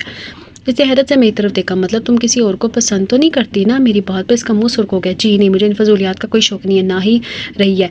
वो नागवारी से बोली तो मैं मुस्कुरा दिया। मेरे अल्लाह ना, मैं तो बेमौत मरा चाहता। मेरे शुक्राने पर इसने मशकूक नज़रों से मुझे देखा। क्या मतलब तुम्हारा? कुछ नहीं, तुम ये बताओ, इनके अलावा तो कोई और रीज़न नहीं है ना? नहीं, और अगर ये वजह भी ख़त्म हो जाए तो तुम कहना क्या चाहते हो? इसने उलझ कर मुझे देखा। मैंने नाश्ते से हाथ खींचकर नैपकिन से मुंह साफ किया, फिर बड़े इत्मीनान से इसे देखा। मैं कहना चाहता हूँ कि तुम्हारी खाला की तनाई ख़त्म कर दी जाए, यानी इनकी शादी करवा दी जाए, तब तो तुम्हें कोई इतराज़ नहीं होगा। मैंने इस्तेफामिया लहजे में पूछा। यही तो मसला है, वो शादी करना ही नहीं चाहती। वो मायूसी से बोली, तो क्या तुम भी इनके नक्शे कदम पर चलना चाहती हो? कवारी रह के मेरी बात पर मुझे घूरने लगी। ओके, घूरना बंद करो और मुझे इस बात का जवाब दो कि क्या खाला किसी से मोहब्बत करती थी और उसने धोखा दिया था? इसी बेवफाई की वजह से शादी से दिल बर्दाश्त हो गई हैं। मेरी बात पर वो चिढ़ गई। जी नहीं, मेरी खाला ऐसे नहीं है। तो फिर क्या इन्हें मर्दों की गुलामी से नफरत है? और ऐसी कोई बात नहीं है। बात कुछ यूँ है कि मामा और खाला दोनों बहनें हैं, भाई कोई था ही नहीं। इसलिए जब मामा की शादी होगी तो नानों के पास खाला थी।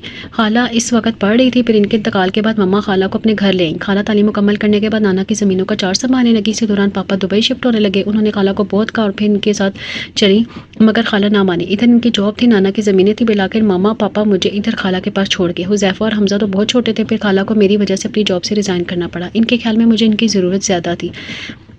अब तुम खुद बताओ बस, उन्होंने मेरे लिए इतने सेक्रीफाइस किए हैं, मेरा भी फ़र्ज़ बनता है कि मैं इन्हें यहाँ तन्हा छोड़कर ना जाऊँ। वो जज़्बाती हो गई। तुम ठीक कह रही हो, वैसे तुम क्या नहीं चाहती कि खाला की शादी कर दी जाए? मेरे सब्ज़ार पर फ़ौरन बोली। क्यों नहीं मैं, मगर खाला नहीं चाहती, इन्हें कौन समझाए? इस मसले का एक हल है, अगर तुम मेरा साथ दो तो मसला हल कर सकते हैं। वो कैसे? इसने बगौर मुझे देखा। मैं पुरस्रार तरीके से मुस्कुराया, फिर ऐसे आहिस्ता आहिस्ता अपने प्लान के बारे में बताने लगा। क्या? वो चीखी। ओ बेवकूफ़ लड़की, पहले पूरी बात तो सुन लो। मैंने झुंझलाकर इसे टोका, फिर सारी बात बताने के बाद सवालिया नज़रों से इसे देखा। आप क्या कहती हो? मैं बड़े फ़क्र से इसे देख रहा था। वो चंद सेकंड मुझे घूरती रही, फिर बेसाख्ता हंस पड़ी। बड़े खबीस हो तुम। थैंक्स। मैं सीने पर हाथ रखकर झुका था। मेरे कहने पर इसने अपने वालिदैन को फ़ोन किया, रो रो कर इल्तिजा की कि फिलहाल इसके रिश्ते का सिलसिला मुलतवी कर दिया जाए। इसके एग्ज़ाम के बाद वो जो दिल चाहे करे। वो मुश्किल की बेटी होने का सबूत देते हुए कुछ नहीं बोलेगी। अब ये सारा सिलसिला इसके ज़हन के साथ साथ इसकी पढ़ाई को भी मुतासिर कर है। 1 घंटे की बहस के बाद जब इसने फ़ोन बंद किया तो मुझे विक्ट्री का निशान दिखाया। इस तरफ से मुतमईन होने के बाद अब दूसरा मरहला था विशी और मीना को इत्मीनान में लेने का। दोपहर को खाने के मेज़ पर हस्बे मामूल हम तीनों ने खूब हंगामा मचा रखा था। नानो हस्बे मामूल खाने के बाद आराम करने चले गई। मैंने इन दोनों को लिए अपने कमरे में आ गया था। मुझे और तुम्हारी जी आपी को तुम लोगों से एक ज़रूरी बात करनी है, मैंने इन्हें बताया। और मुझे शांसे का इंतज़ार था जिसकी तशरीफ़ आवरी अभी तक नहीं हुई थी। कैसी बात भाई? कहीं जाना है? जल्दी बताएं। हमेशा की जल्दबाज पलवशा को जानने की बेचैनी थी। मीना अलबत्ता खामोशी से बैठी रही। बताएं ना भाई, मुझसे सब्र नहीं होता। वो पीछे पड़ गई तो मुझे इससे झाड़ना पड़ा। सब्र करो बेवकूफ़ लड़की, जी तो आया था। मेरे झाड़ने पर इसका मुंह फूल गया। आप मुझे डांट रहे हैं, जाएं, मुझे आप कोई बात नहीं सुननी। मैंने जवाबन कुछ कहने ही वाला था कि शांजे चली बहुत जल्द तशरीफ़ लाई हैं। मैंने बड़े मीठे लहजे में इस पर तंज किया, मगर इस पर कोई असर नहीं हुआ। वो बेनियाज़ी से नज़रअंदाज करके विशी और मीना के पास बैठ गई। हाय विशी, ये मुंह क्यों फुला रखा है? भाई ने मुझे डांटा है, वो शिकायती लहजे में बोली। भाई दफ़ा करो, तुम्हारे बास भाई को तो आदत है ख्वाम का रोब झाड़ने की। तुम इन्हें छोड़ो, जल्दी से मुँह ठीक करो, मेरे पास तुम्हारे लिए एक सीक्रेट काम है। इसने विशी को पुकारा तो सदा की एडवेंचरस विशी खुश हो गई। सच? कैसा सीक्रेट काम? हमने मायनी खेजी से एक दूसरे को देखा, फिर शांजे गला खनकार कर मुतहद अंदाज में बोलना शुरू हुई। तुम लोग जानते हो ना कि खाला मेरी शादी करवाना चाह रही हैं। क्या तुम लोग चाहते हो कि मेरी शादी हो जाए और मैं तुम लोगों से दूर चली जाऊँ? इसे सवालिया नज़रों से ने देखा और फ़ौरन इसे नफ़ी में सर हिलाया। नहीं, मगर तुम लोग ये चाहते हो ना कि नीलो खाले की शादी हो और हम खूब ढेर सारा मज़ा करें? जी। उन्होंने ज़ोर शोर से सर हिलाया। तो ठीक है, अगर ऐसा है तो मुझे दोनों की मदद की ज़रूरत है। फिर इससे करो कि तुम दोनों मेरा और अब्बास की मदद करो और हम जो कहेंगे वो मानोगे। शांजे ने हथेली फैलाई तो दोनों ने अपना हाथ रख दिया और यक जुबान होकर बोली, पर इस हम बात मानेंगे आपकी, प्रॉमिस?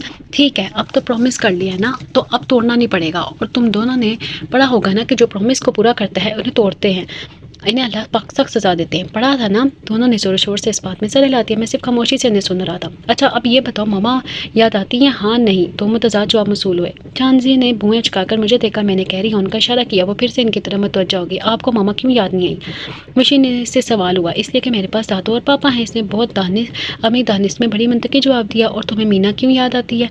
मुझे तो वो बहुत याद आती है। हालांकि मेरे पास दादू और पापा भी हैं, मगर मेरा दिल चाहता है कि काश हमारी भी मामा होती जो मुझे खूब प्यार करती, पोनी बनाए, लंच पैक करके मुझे मन्नतों से खिलाएं, स्टोरीज़ भी सुनाएं। शांजे ने मीना को देखा जो आंखें बंद के जज़ब से बोलती जा रही थी। और अगर आपको मामा मिल जाए तो? इसने मीना से हसरत से इसे देखा। अलबत्ता मीना पुरजोश होगी। मीना से मेरी इस मौजू पर पहले भी बात हो चुकी थी, सो इसकी तरफ से मैं मुतमईन था।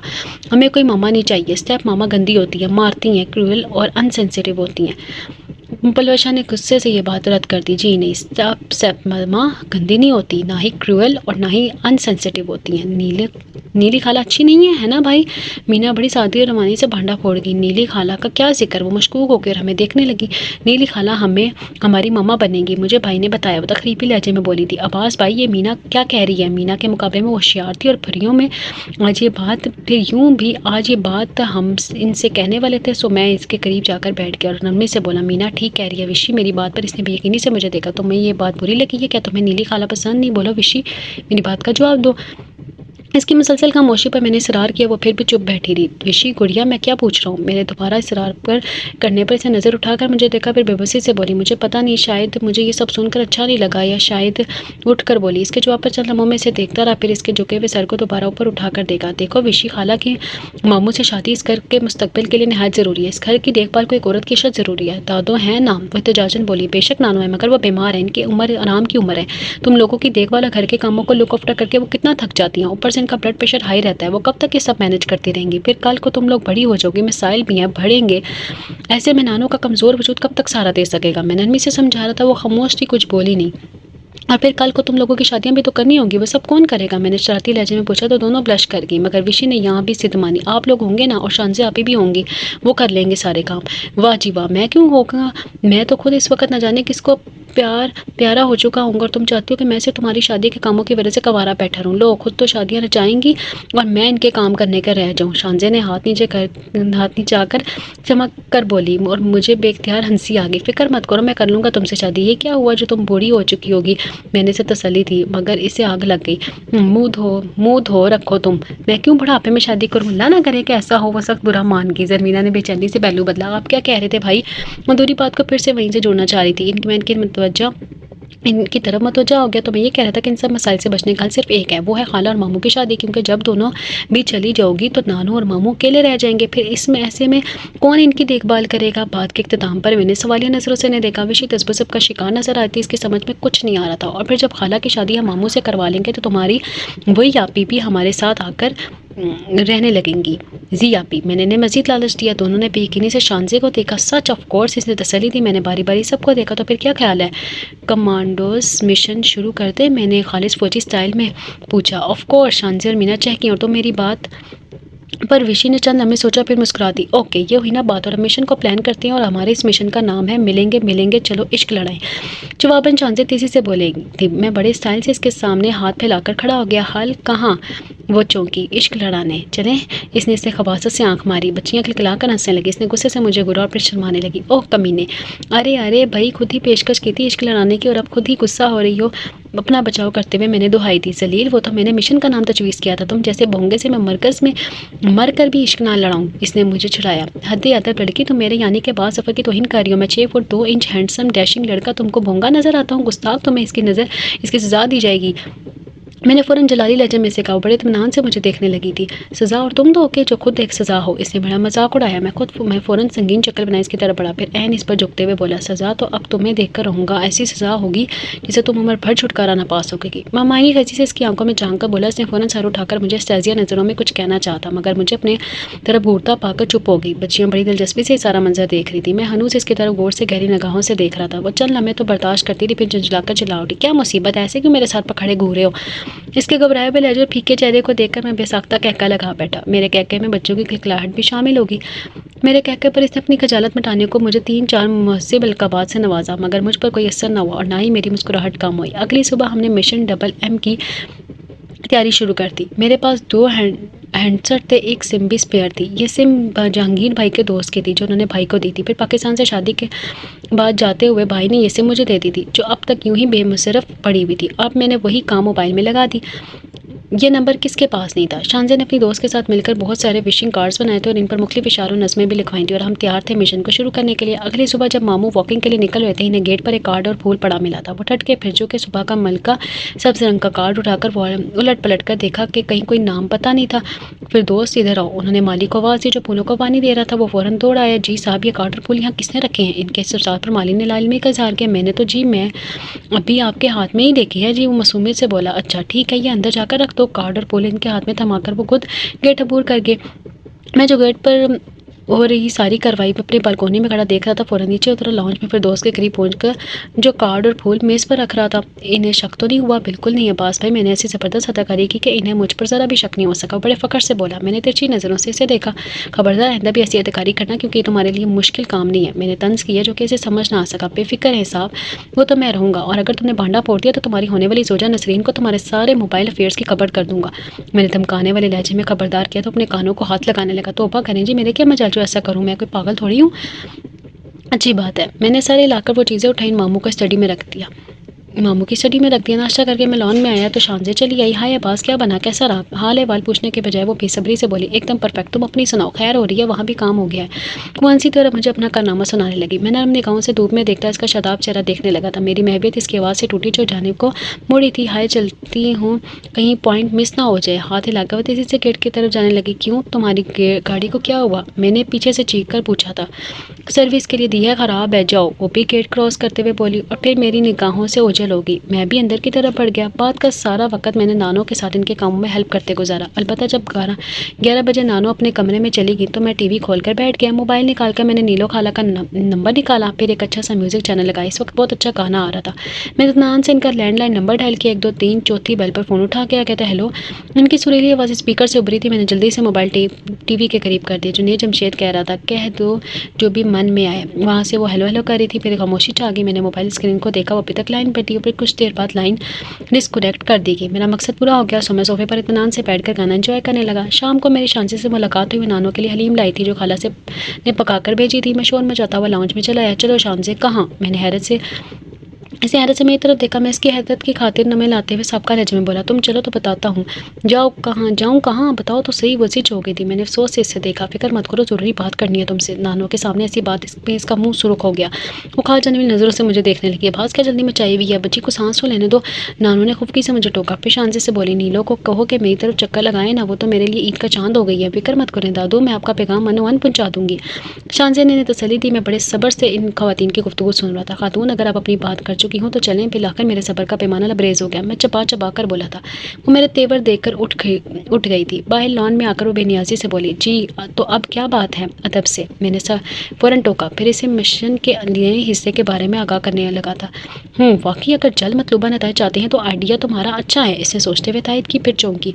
ये विशी और मीना कहाँ हैं? दोनों की किसी फ्रेंड के घर गैदरिंग है, वहीं गई हैं। मैं चेयर पर इत्मीनान से पाँव पसार कर बैठ गया। वो भी मेरी तकलीफ में बैठ गई। फिर इधर उधर की बातों के दौरान मैं वक्तन फवक्तन इस पर भी नरम गरम निगाह डालता रहा। अपनी धुन में मगन इसे कुछ महसूस ही ना हुआ। वाकई वो पागल थी। मैं सर झटक कर रह गया।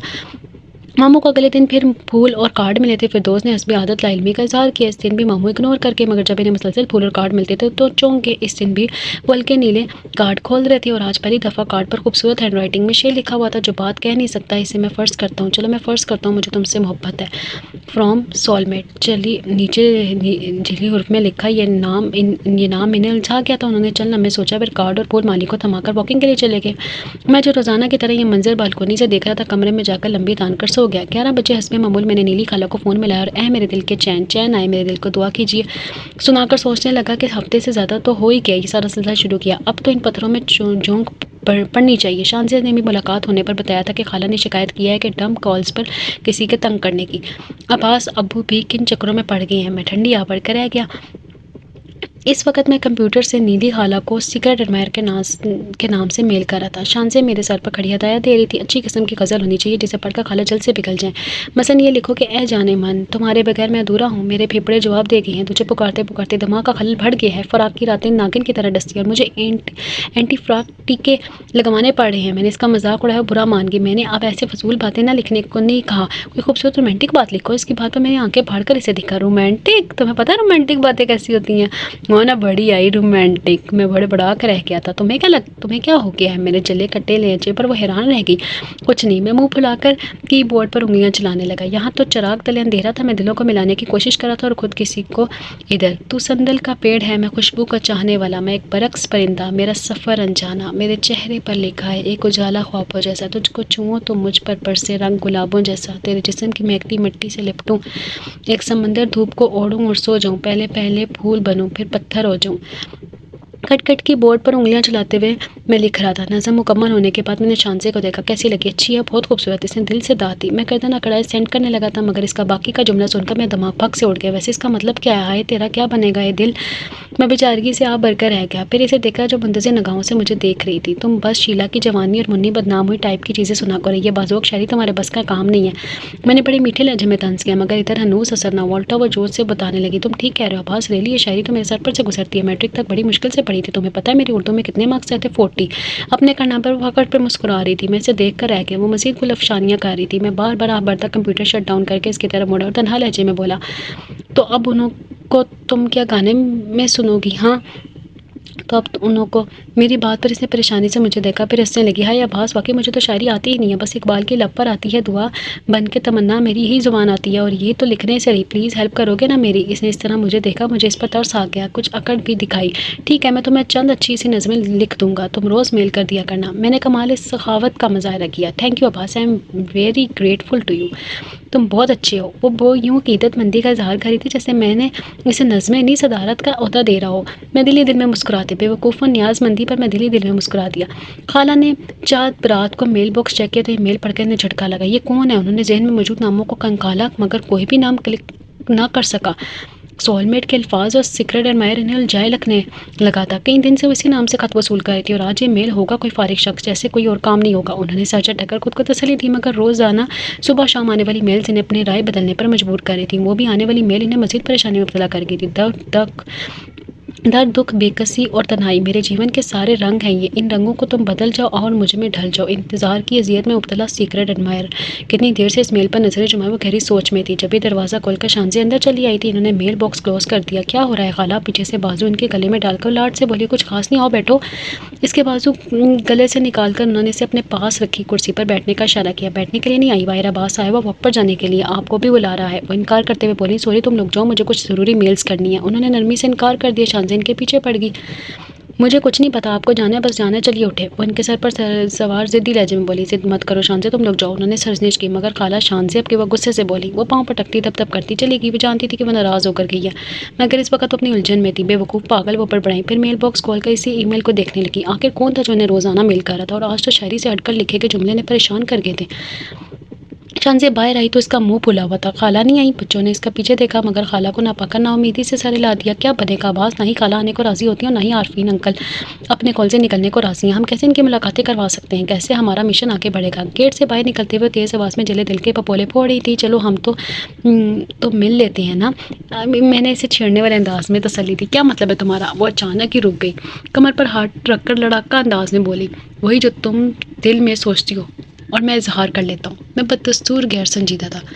क्या है भाई, आप लोग रुक क्यों गए हैं? दोनों हमसे काफ़ी आगे जा चुकी थी। मुड़कर भी पुकारा, आते हैं हम, बस तुम्हारे आवाज़ भाई के लगता है स्क्रू ढीले हो गए हैं। वो मुझे कुर्ती आगे निकलने लगी। मैं इसका पीछे लपका तो तुम अपने प्यारे हाथों से कस लो ना। मेरी बात पर इसने बेसाख्ता मुझे 2-4 धमकियाँ दे दी। लोग कर दिए हैं। पलवशा और जरमीना किलकिलाने लगी। मैं अपनी कमर से लाते हुए दुहाई देने लगा, बेहिस सालिम हसीना, कुछ तो ख्याल करो, इतनी सख्ती से हाथ जुड़े हैं। अगर कोई पुर्जा मेरा ढीला होकर गिर जाता तो कल को यूं भी तुम्हें मेरे पल्ले ही पड़ना है। फिर कहाँ से मेरे स्पेयर पार्ट्स ढूंढती फिरोगी? वो बल खा लो। मेरी तरफ मुड़ी। मैंने इसके तेवर भाप कर फ़ौरन दौड़ लगा दी। पलवशा विशी महसूस होते हुए मेरा मोराल बुलंद करने के लिए चीख रही थी। शानजे भागते भागते थक गई तो रुककर हाँपने लगी। मैंने पलट कर इसे देखा, फिर शराफत से इसकी तरफ बढ़ाया। क्यों जोजा, क्या हुआ? मसनूई तशवीर से मैंने झुक कर पूछा। आवाज़ प्लीज़ मेरा हाथ पकड़ो, मुझसे तो अब खड़ा भी नहीं हुआ जा रहा। वो फुली सांसों के दरमियान रुक कर बोली थी। मुंह इसका लाल टमाटर हो रहा था। मैं हाथ बढ़ा इसकी तरफ बढ़ा था। वो एकदम सीधी हुई और बाजू पकड़कर मुझे मुक्के मारने लगी थी। ढीठ, बेशरम। और मैं इसकी चलाकी पर मसनूई बेचारगी से अपना बचाव करते हुए चीख रहा था। नीली खाला और मामू के लिए भी मैंने मुख्तसर खतूत लिखकर भेज रहा था। नानो भी मशकूक हो गई। हमारा मिशन कदम ब कदम आगे बढ़ा था। आज मेरा शानजे के साथ कुछ खरीदारी का प्रोग्राम था। मैं सीटी की धुन पर तेरे लिए है मेरा दिल मेरी जान गुनगुनाते हुए इनके गेट में दाखिल हुआ। मौसम सुबह से ही बहुत खुशगवार और दिल फरेब हो रहा था। काले बादल आसमान पर यहाँ से वहाँ टिकेलियाँ करते रहते। सुबह क्रोम में बड़े धीमे अंदाज से चल रही थी और जिस्म जान को गुदगुदा रही थी। मैं लॉन में दाखिल हुआ तो बेसाख्ता खुशबू भरी हवा मेरे नथनों से टकराई। मैं गहरा सांस भरकर रह गया। हवा से दरख्त हल्के हल्के झूम रहे थे। दिल ही दिल में लॉन और मौसम को सराहते हुए मैं लॉन्ज में दाखिल हुआ। पूरे घर में खामोशी का राज था। अलबत्ता किचन से इश्तहा अंगेज खुशबुएं उठ रही थी। मैं किचन में चला आया। हेलो ब्यूटीफुल लेडीज़, बुलंद आवाज़ में कहकर मैंने इश्तहा अंगेज खुशबुओं को अपने अंदर उतारा। नीली खाला एप्रन बांधे बर्नर के आगे खड़ी कुछ तल रही थी। मेरी आवाज़ पर उन्होंने मुस्कुराते हुए मुड़कर मुझे देखा। क्या हाल है बॉस? मेरे हाल को छोड़े, ये बताएं क्या पक रहा है? मैं इनके करीब चला आया। वो फ्रेंच फ्राइज तल रही थी। मैं प्लेट से उठाकर खाने लगा। उन्होंने मुस्कुराते हुए बताया, French fries, chicken white korma और 7 दम के कबाब हैं, खाकर जाना। मेन्यू बताकर उन्होंने मुझे भी दावत दे डाली। वाई नॉट श्योर, आप बेफिक्र हैं, आप कितने खलूस से देगी दावत में बुला टुकरा सकता हूँ। ये कहकर जहाँ खाना हो वहाँ तो तुम बिन बुलाए ही पाए जाते हो। शानजे की आवाज़ पर मैं लट कर देखा। वो फ्रिज में बोतल तरतीब से रख रही थी। मैं जलने वालों की बातें दिल पर नहीं लेता। वो बेनियासी से जवाब देकर फ्रेंच फ्राइज खाता रहा। खाओ खाओ, ढीठ हो पूरे। वो अपने काम से फारिग होकर फ्रिज बंद करके इसकी तरफ आके, तुम जो भी कहो, मैंने कहा ना मैं जलने वालों की बातों पर दिल नहीं लेता। इधर हनूज असर ना था। ये बताओ जाने का इरादा है या नहीं? मेरे पूछने पर बोले, है, बस लंच कर लें फिर निकलते। तुम बैठो, मैं ज़रा चेंज कर रहा हूँ। वो जो निकल रही थी जाते जाते दोबारा पलटी। मेरे आने तक फारिग मत रहना, बैठे रहना, जल्दी से टेबल लगा दो। वो बेनियाजी से ऑर्डर देकर वो चली गई। इसके ऑर्डर की तामील में मैं शराफत से टेबल सेट करने लगा। खाला मुझे टोकने लगी, अब्बास ये लड़की तो बिल्कुल पागल है, तुम छोड़ो अब्बास, मेहमान हो तो मैं खुद ही कर लेती हूँ। बर्नर ऑफ करके उन्होंने फ्राइंग पैन उतारा और मुझसे प्लेटें लेने लगी। मेहमान नहीं हूँ मैं, इतना सा काम भी करता हूँ। काम है कल अभी करता हूँ, आप सालन डोंगों में निकाले, मेरे बड़े ज़ोरों की भूख लगी हुई है, मैं जल्दी मचा रहा था। फिर खाने के दौरान मैं मुसलसल खाला को कायल करने में लगा रहा कि आइंदा वो भी हमारे साथ वॉक पर जाएंगी। वो टालने वाले अंदाज में मुस्कुराती नहीं, मैं बुरा मान गया। आपको मेरे कहेगा ज़रा भी ख्याल नहीं, चंद दिनों का मेहमान हूँ यहाँ पर, मैं फिर चला जाऊँगा। आप कुछ दिन मेरे खातिर मेरे साथ वॉक पर नहीं जा सकती। मेरे इमोशनल लहजे पर आखिरकार उन्होंने हामी भर ली। शानजे ने मुझे विक्ट्री का निशान दिखाया, खाला ने आँख बचाए। लंच के बाद हम दोनों शॉपिंग के लिए निकल गए थे। मौसम बहुत खुशगवार हो रहा था। शानजे की गाड़ी में ड्राइव कर रहा था, वो मुझे गाइड करती जा रही थी। तुम्हारे जाने में कितने दिन रह गए हैं? एक कैसेट प्लेयर में लगाते हुए इसने मुझसे पूछा। मामा 1-1.5 महीने तक आ जाएंगी, फिर मैं चला जाऊंगा। मैं गाड़ी ड्राइव करते हुए जवाब दिया। मेरी बात पर इसके चेहरे पर एक साया सा गुजर गया, मगर इसने जल्दी खुद पर काबू पाते हुए नॉर्मल लहजे में कहा, और अगर इस वक्त तक हमारा मिशन डबल एम का कामयाबी ना हासिल कर सका तो डोंट वरी, इंशाल्लाह हम इस वक्त तक कामयाब हो चुके होंगे। मैंने बाबसूख लहजे में कहा, अल्लाह करे ऐसा ही हुआ। इसकी से कहकर बाहर देखने लगी थी। गाड़ी में जुनैद जमशेद की आवाज़ गूंजी तो मैंने चौंक कर शानजे को देखा। वो मेरी तरफ मतवज्जा न थी, जाने के इन ख्यालों में बाहर देख रही थी। ये शाम फिर नहीं आएगी, इस शाम को, इस साथ को आओ मर कर लें। गाड़ी की खामोशी फिजा में बजता गाना मेरे दिल की तर्जुमानी कर रहा था। मैंने ड्राइव करते हुए दोबारा गर्दन मोड़कर शानजे को देखा। वो हनूस खोई भी थी। मैं गर्दन सीधी करके ड्राइव करने लगा था और इस गाने के सहर में खो गया। बारिश इसकी खुशी से भरपूर आवाज़ ने तलसम तोड़ा था। इसने विंडो स्क्रीन पर गिरते बारिश के कतरों को देखा। तुम्हें बारिश अच्छी लगती है? मैंने गर्दन मोड़कर पूछा। बहुत ज़्यादा, और ख़ासकर बरसती बारिश में ढेर सारी आइसक्रीम खाना। वो बच्चों के साथ खुशी से बोली, जोर से बोली थी। कुछ देर बाद अचानक ही मैंने गाड़ी झटके से रोक दी। इसने चौंक कर मुझे देखा। चलो आओ, तो मैं आइसक्रीम खिलाता हूँ। मैंने गाड़ी का डोर खोलते हुए कहा, ओह अब्बास तुम कितने अच्छे हो। वो चौंक कर बोली। और फिर इस दिन बारिश में भीगते हुए गाड़ी के बोनट पर बैठकर हमने ढेर सारी आइसक्रीम खाई और खूब सारी बातें की। मामू के लिए एक तोहफा खरीद कर चंद सी डीज और छोटी मोटी चीज़ें खरीद कर हम घर आए थे। वह शाम वाकई हमारे लिए एक अमर हो जाने वाली शाम थी। लगता था फिर वापस नहीं आएंगी, मगर रात तक मतला साफ़ हो गया था और तारे भी निकल आए थे। मैं मम्मा का फ़ोन अटेंड करके लॉन्च में चला गया। नानों ने कॉफ़ी का मग मेरी तरफ बढ़ा दिया। मामू न्यूज़ सुन रहे थे, जबकि वो दोनों कान नानों के गिर्द बैठी इन्हें स्कूल के किस्से सुना रही थी। दादू आज स्कूल में मीना रो रही थी। बातों बातों में अचानक पलवशा ने नानों को बता दिया। नानों के साथ साथ मामू भी चौंक गए थे। क्यों, मेरा बच्चा क्यों रो रहा था? नानों ने तशवीर से मीना की तरफ देखा। दरअसल दादो आज मेरी क्लासमेट अपनी मम्मा के हाथ का बेक किया हुआ लंच लाई थी। इसे सबको टेस्ट करवाया। मुझे ये कह दिया कि तुम भी खाओ, क्योंकि तुम्हारी तो मम्मा भी नहीं है जो तुम्हें पिज़्ज़ा खिला सकें। बस ये सुनकर मुझे रोना आ गया। मासूमिया से सर झुका कर बोली। मैं समझ गया कि मिशन डबल एम के तहत दोनों अपना काम करनी थी। इसमें रोने वाली क्या बात थी? मैं हूँ ना अपनी बेटी को पिज़्ज़ा बना के खिलाने वाली। मीना को भींज कर नानों ने प्यार से कहा, मगर आपको तो बेकिंग नहीं आती। वो सॉरी। इससे पहले कि नानों कुछ कहती विषय दोबारा से बोलने लगी, और दादो इसने 2 दिन पहले हमारी क्लासमेट जोया का जर्नल भी फाड़ दिया था, क्योंकि इस पर इसकी मामा ने डायग्राम बनाई थी और मैम ने इससे शाबाश दी थी। वो तो बेचारी जोया ने मैम को शिकायत नहीं की, वरना इसे ज़रूर सजा मिलती। इसके दूसरे कारनामे झूठ को सुनकर तो नाना शौक में रह गए। मामू भी न्यूज़ छोड़कर बेयकीनी के आलम में अपनी सादा बेटी के कारनामे सुन रहे थे। मैं सिर्फ दिल में सराह ही सका दोनों को। क्या सुन रहा हूँ मीना? मामू की गूंजदार आवाज़ आई। कुछ नहीं, मैं मरे मरे कदमों से इनकी तरफ गई।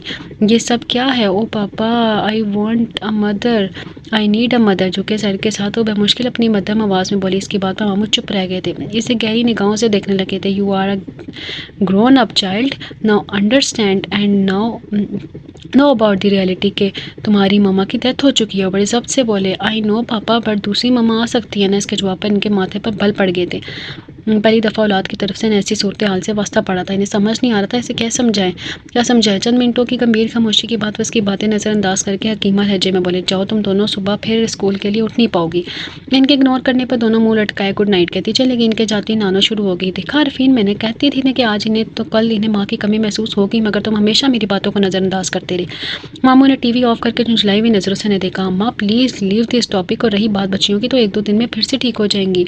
कैसे ठीक हो जाएंगी? वो बच्चियाँ नहीं रही, बड़ी हो रही हैं। ऐसे में इनकी सोचों को तुम अपनी मर्जी से नहीं चला सकते। वो मामू को लताड़ने लगी। तो क्या करूँ मैं? क्या चाहती हैं आपके? जवान होती बच्चियों की मौजूदगी में शादी रचा लूँ? मुझसे चोगे तो कौन सी उम्र गुजर गई है तुम्हारी? और अभी खुद ही इन्हें बच्चियां कह रहे थे और अब जवान नज़र आ रही हैं।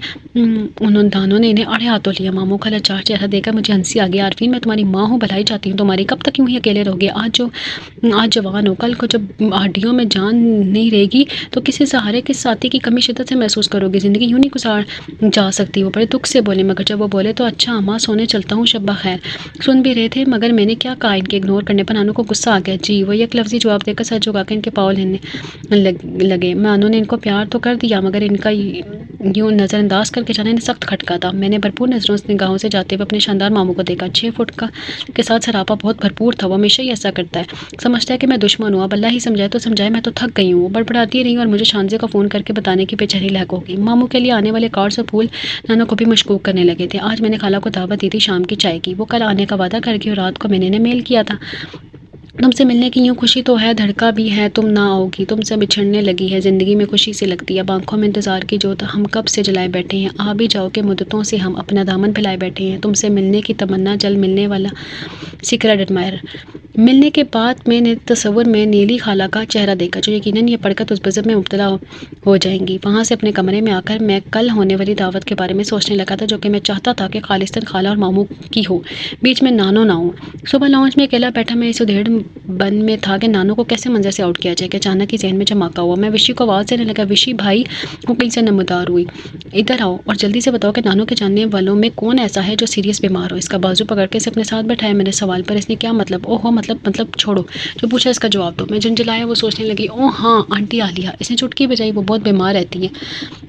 इन्हें क्या बीमारी है, मेरे इश्तियाक से पूछे के सवाल पर इसका जवाब सुनकर मेरा दिमाग थमा गया। बुढ़ापा, इन्हें बुढ़ापा है। उफ, अक्लमंद, इतनी खतरनाक बीमारी नहीं चाहिए सर, ज़रा कम खतरनाक बीमारी बताओ। बज़ाहिर मैंने बड़े जब से खाओ, फिर सोचने लगी, कम खतरनाक, हाँ आंटी सरवत भी बीमार है। इसके जवाब पर मैं मुतमईन हो गया। शुक्र अल्लाह का। मेरे शुक्राने पर इसने हैरत तासुब से मुझे देखा। बड़े अफसोस की बात है भाई, आप इनकी बीमारी पर शुक्र अदा कर रहे हैं। खैर आप इतना भी संगदिल नहीं हो, शुक्राना तो किसी और बात का है। और किस बात का था, मैंने इसे बता दिया। तो क्या आप दादू को इस्लामाबाद भेजेंगे? इसकी हैरत में डूबी आवाज़ पर मैं उछल पड़ा। मतलब ये कि वो तो इस्लामाबाद में रहती हैं। इसके इत्मीनान से कहने पर मैं दांत कटा कर रह गया। फिर कितनी देर की मगजमारी के बाद एक ऐसी रिश्तेदार निकल आई जो हार्ट की पेशेंट थी और यहीं रहती थी। अभी हमें यही बातें हो रही थी जब मामू भी लॉन्च में आ गए। नानो कमरे से निकली, वो हफ्ता भर की लॉन्ड्री जमा करवा रही थी। किचन में आज स्पेशल मेन्यू जो सबकी पसंद पर मबनी था। मैं और बिशी का मोश हो गए। जरीना नानो की हदायत पर कपड़े बाहर ले गई। वापस आई तो उसके हाथ में एक बुके था। साहब जी ये फूल आए हैं जी आपके लिए। नाना मुझसे बातें करते हुए इसकी तरफ मतवज्जा हुई। कौन दे गया है? मामू चौंके। वो डाकिया देकर गया है। वो बुके में इस पर रखकर इंतजार तलब नज़रों से इन्हें देखने लगी। अच्छा तुम जाओ। वो कुछ रुक कर बोले। वो सारे लाकर चले गए। हम सबकी नज़रें मामू और बुके पर थी। पता है किसने भेजी है? विशी पहले बुके की तरफ बढ़ी। नानो भी मुंतज़िर नज़रों से देख रही थी। मामू ने कार्ड निकाला और खोल कर देखा। सोलमेट की जानिब से था। वसील के पल नसीब होंगे ज़रूर। मुंतज़िर रहना, बस मेरे हमदम फासला जल्दी तय कर लेंगे। रह जाएंगे 2-4 कदम तुमसे जल्द मिलने वाली तुम्हारी सोलमेट। नीचे लिखने अल्फाज पर चंद लम्हे गंग रह गए। चूंकि तो विशी की आवाज़ पर जो बेचैनी से पूछ रही थी, हु इज़ इट है पापा? मामू ने तो हम सबको एक नज़र देखा और फिर कोई दोस्त कहकर कार्ड उन्होंने जेब में रख लिया। जरीना को बुलाकर बुके इसके हवाले करके उस छठी की तरफ बढ़ गए थे। लगता है कोई बहुत ही क्लोज फ्रेंड है। विशी ने मायनी खेजी से मुझे देखा और मैं मुबम अंदाज में खनकार कर रह गया। 4 बजे हस्बैंड प्रोग्राम विशी हरासा सूरत लिए नानो के कमरे में पहुंची। सूरत देखकर फ़ौरन लेट जैसे उठ बैठी। वो दादो, मैं अभी किसी का फ़ोन आया था, कह रहे थे कि खालदा आंटी की तबीयत सख्त ख़राब है, लगता है इनका आखिरी वक्त आ पहुंचा। फ़ौरन पहुंचे। इसकी बात में नानो परेशान हो गई। अल्लाह खैर करे, इसकी मुश्किल आसान फरमाया। तुम फ़ौरन जरीना को बुलाओ कि मेरे कपड़े निकालो, ड्राइवर से को गाड़ी निकाले। और बिस्तर से उठते हुए हदायत देने लगी। विशी सारे लाकर फ़ौरन बाहर की तरफ भागी। कुछ देर बाद नानो परेशानी में चली गई। हमने खुशी से नारा लगाया। फिर मैं खानसमा के सर पर पहुंचा। इसे शाम की चाय की हदायत देने के बाद मैंने शानजे को फ़ोन करके हालात साजगार होने की इत्तला दे दी। वो फ़ौरन खुश होगी। Oh Abbas, you are a very genius. तुमसे तो 10 पापा कुटनियाँ भी नहीं जीत सकती। इसकी तारीफ सुनकर खुशी से मेरा दिमाग उड़ गया। ये तो मेरी तारीफ कर रही हो? मैंने चबा कर पूछा। ऑफ कोर्स डियर, वो सूख से चाहेगी। मेरा मूड ख़राब हो गया। बस फजूल बकवास बंद करो, चलो पहुँचो, जल्दी पहुँचो। इसके सुने बगैर मैंने खट से कॉल डिस्कनेक्ट कर दी। हूँ बड़ी आई। दिल ही दिल में बड़बड़ाते हुए मैं अपने कमरे की तरफ बढ़ गया। और फिर जब जरीना ने मेहमानियों की इतला दी तब पैमाइन निकला। बच्चियां और मामू इनके इस्तकबाल कर रहे थे। बच्चियां तो खाला के आगे पीछे फेरी थी। मामू इखलाकर बैठ गए। मैंने बड़ी गर्मजोशी से इन्हें वेलकम किया। सी ग्रीन और सिल्वर ग्रे कलर के सूट में बहुत प्यारी लग रही थी। मैंने इन्हें इतला दी कि नानो घर पर नहीं है, इमरजेंसी में इन्हें जाना पड़ गया, माजत कर रही थी वगैरह वगैरह। हालांकि नानो को तो इनके आने की इतला भी नहीं थी। खैर मैं बोलता रहा कि ज़्यादा या फिर बच्चियाँ और मामू मुँह में गूंगे का गुड़ डाले बस मुस्कुरा लेते थे। इनकी इस बेनियासी पर मैं जल कर रह गया था। शानजेर ने तो बोर होकर टीवी लगा लिया। कुछ देर बाद मैंने खानसमा को चाय लाने को कहा। चाय के दौरान भी हम ही बेवकूफ़ों की तरह बोलते रहो। चाय के बाद पिलाकर मेरे जब्त का पैमाना लबरेज हो गया। मैंने आंख से इन तीनों को इशारा किया। आओ तुम्हें चिड़िया का घोंसला दिखाता हूँ जो मैंने आज बनाया है। मेरे इशारे को समझते हुए जल्दी से मेरे साथ बाहर निकल आई। शायद अब इनके जुबान खुले। मैं बेबसी से बोला। फिर ग्लास विंडो से हम सब चुपके इन्हें देखने लगे और सीन चूका तो था। कुछ देर बाद मामू ने ज़रा मुरव्वत खाला को मुस्कुरा कर देखा। फिर कुछ देर उधर उधर देखने के बाद खाला ने इन्हें मुस्कुरा कर देखा। ला हौला वला, ये क्या स्माइल डे मनाया जा रहा है? मैं चिढ़ गया था। शानजे ने मुझे खामोश करवाया। चुप करो और अब ज़रा देखो। मैं से गौर कर अंदर देखने लगा। जहाँ सीन में थोड़ी तब्दीली आई थी। अब दोनों मुस्कुराने के साथ चंद एक लफ्ज़ भी बोल रहे थे। ना यूँ लगता है जैसे एक कह रहा हो हाय और दूसरा कह रहा हो हेलो। अरे वो तो तुम तो सब्र करो। मुझे टोकने लगी और फिर से अंदर देखने लगे। सीन अब कुछ यूँ था कि दोनों ठहर ठहर के गुफ्तगू कर रहे थे। हम तुम एक कमरे में बंद और चाबी खो जाए, तेरे नैनों की भूल भुलैया में बोली खो जाए। गाने की आवाज़ पर इनके साथ साथ हम भी चौंके थे। शान से शायद कोई गानों का चैनल लगा छोड़ आई थी, जिससे अब शानदार गाना नशर होता। हम दोनों ने अब के बार मायनी खेजी से एक दूसरे को देखा, फिर हंसने लगे। अंदर मामू शायद रिमोट ढूंढ रहे थे, जो इन्हें साइड की मेज़ पर पड़ा मिल गया। उन्होंने जल्दी से टीवी ऑफ कर दिया। लो जी छुट्टी हुई। क्या था जो गाना लगा रहने देते। मुझे सख्त एतराज़ हुआ। यहाँ खड़े रहकर कुर्ते से बेहतर है कि हम लॉन में वॉक करें। शांति की तजवीज़ माकूल थी। हम चारों मार्च पास करने लगे। कब इनकी शादी होगी अब्बास मेरे साथ चलते चलते इसने हसरत से पूछा। हाँ, ताकि फिर तुम्हारा नंबर आ सके। मेरी बात पर बिगड़ गई। नहीं, मुझे इतनी जल्दी नहीं है। मैं तो शादी करूंगी तो अपनी पसंद के लड़के से। और तुम्हारी पसंद का लड़का कैसा है? मेरे पूछने में बड़ी उठला कर बोली। Tom Cruise, Johnny Depp, Shahid Afridi, fashion Bond जैसे लड़के मुझे अच्छे लगते हैं।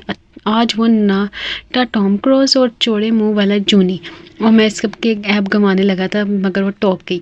बस बस तुम क्यों चल रहे हो? इसकी बात पर मैं बल खाकर रह गया। जल्दी है, मेरी जूती शक्ल देखिए तुमने अपनी होना टॉम क्रूज और शाहिद अफरीदी। मैंने इसका मजाक उड़ाया। वो तराई क्यों नहीं देखी? इतनी हसीना नाजुक अंदाम हूँ, हज़ारों लोग मरते हैं मुझ पर, क्यों विशी? ऐना इसके पूछने में दोनों इसकी तारीफ में बच्चियों की तरह बुल इंसान हो गई। इन मासूमों से क्या पूछती हूँ? इन्हें क्या मालूम हुसन क्या होता है? मेरे कहने पर चलते चलते एकदम मेरे सामने आ खड़ी हुई। अच्छा, तो तुम्हें तो पता है ना कि हुसन क्या होता है? तुम बताओ, क्या मैं खूबसूरत नहीं हूँ? मुंतज़िर निगाहों से मुझे देख रही थी। मैंने भरपूर नज़रों से इसके चेहरे का जायज़ा लिया, फिर मेरी निगाहें इसके चेहरे पर टिक गई। मेरे यकटक देखने पर ज़रा परेशान होगी, मगर मेरी नज़रों का नजाबिया बदला। मैं यूं ही तवज्जो से इसे देखता रहा। वो घबराने लगी, चेहरे का रंग सुर्ख हो गया। बताओ ना। वो झुंझलाई। मैं गहरी नज़रों से इसे देखता हुआ बोला, तुम वाकई। मेरे बड़े गहरे लहजे पर टिसपटाई। बच्चियाँ खिलखिलाने लगी। तुम वाकई राहत की तरह खूबसूरत हो। राहत कौन है? वो बोंझकी रह गई। यूनुस मसीह की बीवी। और यूनुस मसीह? वो अपनी ना समझी, हमारा जमादार। मेरे संजीदा लहजे पर पहले तो समझी नहीं, मगर जब बच्चियों को हंसते और मुझे मुस्कुराहट जब्त करते देखा तो आग बोला होगी। तुम खुद कौन से खूबसूरत हो? कोडू की तरह तो तुम्हारी शक्ल है। हाँ, लेकिन कद तो 6 फुट से भी ज़्यादा है। मैसेज लाने को बड़े इत्मीनान से बोला। कद से क्या होता है? कद तो ऊँट का भी लंबा होता है। वो चोट करने के अंदाज में बोली। मैं बदसूर मुस्कुराता रहा। मेरी मुस्कुराहट पर इसका बस न चल रहा था कि क्या कर डाले। देखो, ज़्यादा गुस्सा मत हो। ज़्यादा गुस्सा होने से खून जल जाता है, और तुम्हारा तो ऑलरेडी जला हुआ है। मेरा तंजिया अंदाज में गुस्से से वॉकआउट कर गई। मैं और बच्चियाँ भी इसके पीछे अंदर चले आए। वो मुंह फुलाए बैठी थी, जबकि मामू और खाला भी गुफ्तगू हो रही थी। कुछ देर बाद वो इजाज़त लेकर चली गई। नानों की आमद रात 9 बजे। वो देर तक हमें इनकी बीमारी की तफसीलात सुनाती नहीं। शुक्र था कि हमारा भांडा नहीं फूटा था। विशी और जरीना के गाँव में इमरजेंसी आ पड़ी थी। दोनों एक हफ्ते की छुट्टी पर चले गए थे। किचन की सारी जिम्मेदारी बेचारी नानों पर आ पड़ी थी। साथ वाले बंगले की फेरोज आंटी की मुलाजमत सफाई करने 1-2 घंटे के लिए आ जाती थी। अब हम रोज़ाना मामू और खाला की वॉक पर ले जाते थे और इन्हें साथ साथ छोड़कर खुद इनसे बहुत आगे निकल जाते थे। नानू और दोनों बच्चियाँ किसी मिलने वाले के घर चली गई थी। मामू ऑफिस से जल्दी आ गए थे और अब मेरे हाथ की बनी जो शानदार चाय का घूंट भरकर कलियां करके बैठे थे। मैं लॉन में चला आया। फिर दोस्त ने मुझे गिफ्ट पैक ला कर दिया। ये शांति बीबी छोड़ कर थी। मैं गिफ्ट इसे लेकर अंदर चला आया। मामू आपके लिए गिफ्ट आया। दरवाजे से पुकारते हुए मैं अंदर चला आया। वो ठटके मैं इनके पास गया। लाओ। उन्होंने हाथ आगे बढ़ाया। मैंने शराफत से इनके हाथ में पैक थमा दिया। वो रैपर ताड़ने लगे। अंदर से सीडीज थी। वाह, सीडीज किसने भेजी है? मैंने जल्दी से इनके हाथ से सीडीज लेकर उलट पलट करके देखने लगा। वो हक्का बक्का मुझे देखने लगे। कोई बहुत ही बाज़ोक इंसान लगता है। गुलाम अली और नूर जहां की गज़लों की सीडीज देखकर मैं मकारी से बोला, ये हमने इकट्ठी खरीदी थी। लगाऊं मामू? इनके तासुरात से बेनियाज बोले जा रहा था, और फिर इनको कुछ कहने का मौका दिए बगैर मैं जल्दी से सीडी प्लेयर में लगाने लगा। और किसी ने ठीक कहा कि जल्दी का काम शैतान का। मैंने तो सिर्फ इनके चेहरे के तासुरात देखने के लिए सीडी लगानी चाहिए थी। और जब वो बजी तो मुन्नी बदनाम हुई डार्लिंग तेरे लिए, नूर जहां का गाना और फिर मुन्नी का गाना। मैंने हैरत से कवर को उल्टा पलटा और फिर चोर नज़रों से मामू को देखा, जो मुंह खोले गाना सुन रहे थे। जल्दी से मैंने प्लेयर ऑफ किया और बुकलाकर गुलाम अली की सीडी लगाई।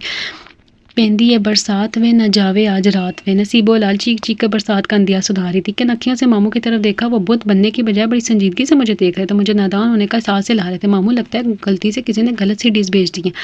मैंने गड़बड़ाते लहजे में कहकर धीरे दिन में शांजे को कोसा, जिसने खराफात भर के भिजवा दी थी। तीसरी सीडी जल तू जलाल तू का तू गिरद करते हुए डाली, जिस पर टीना सीनी की तस्वीर थी। प्यार प्यार ले ले मेरे पिया मज़ा ले, प्यार का जुबन मज़ा ले।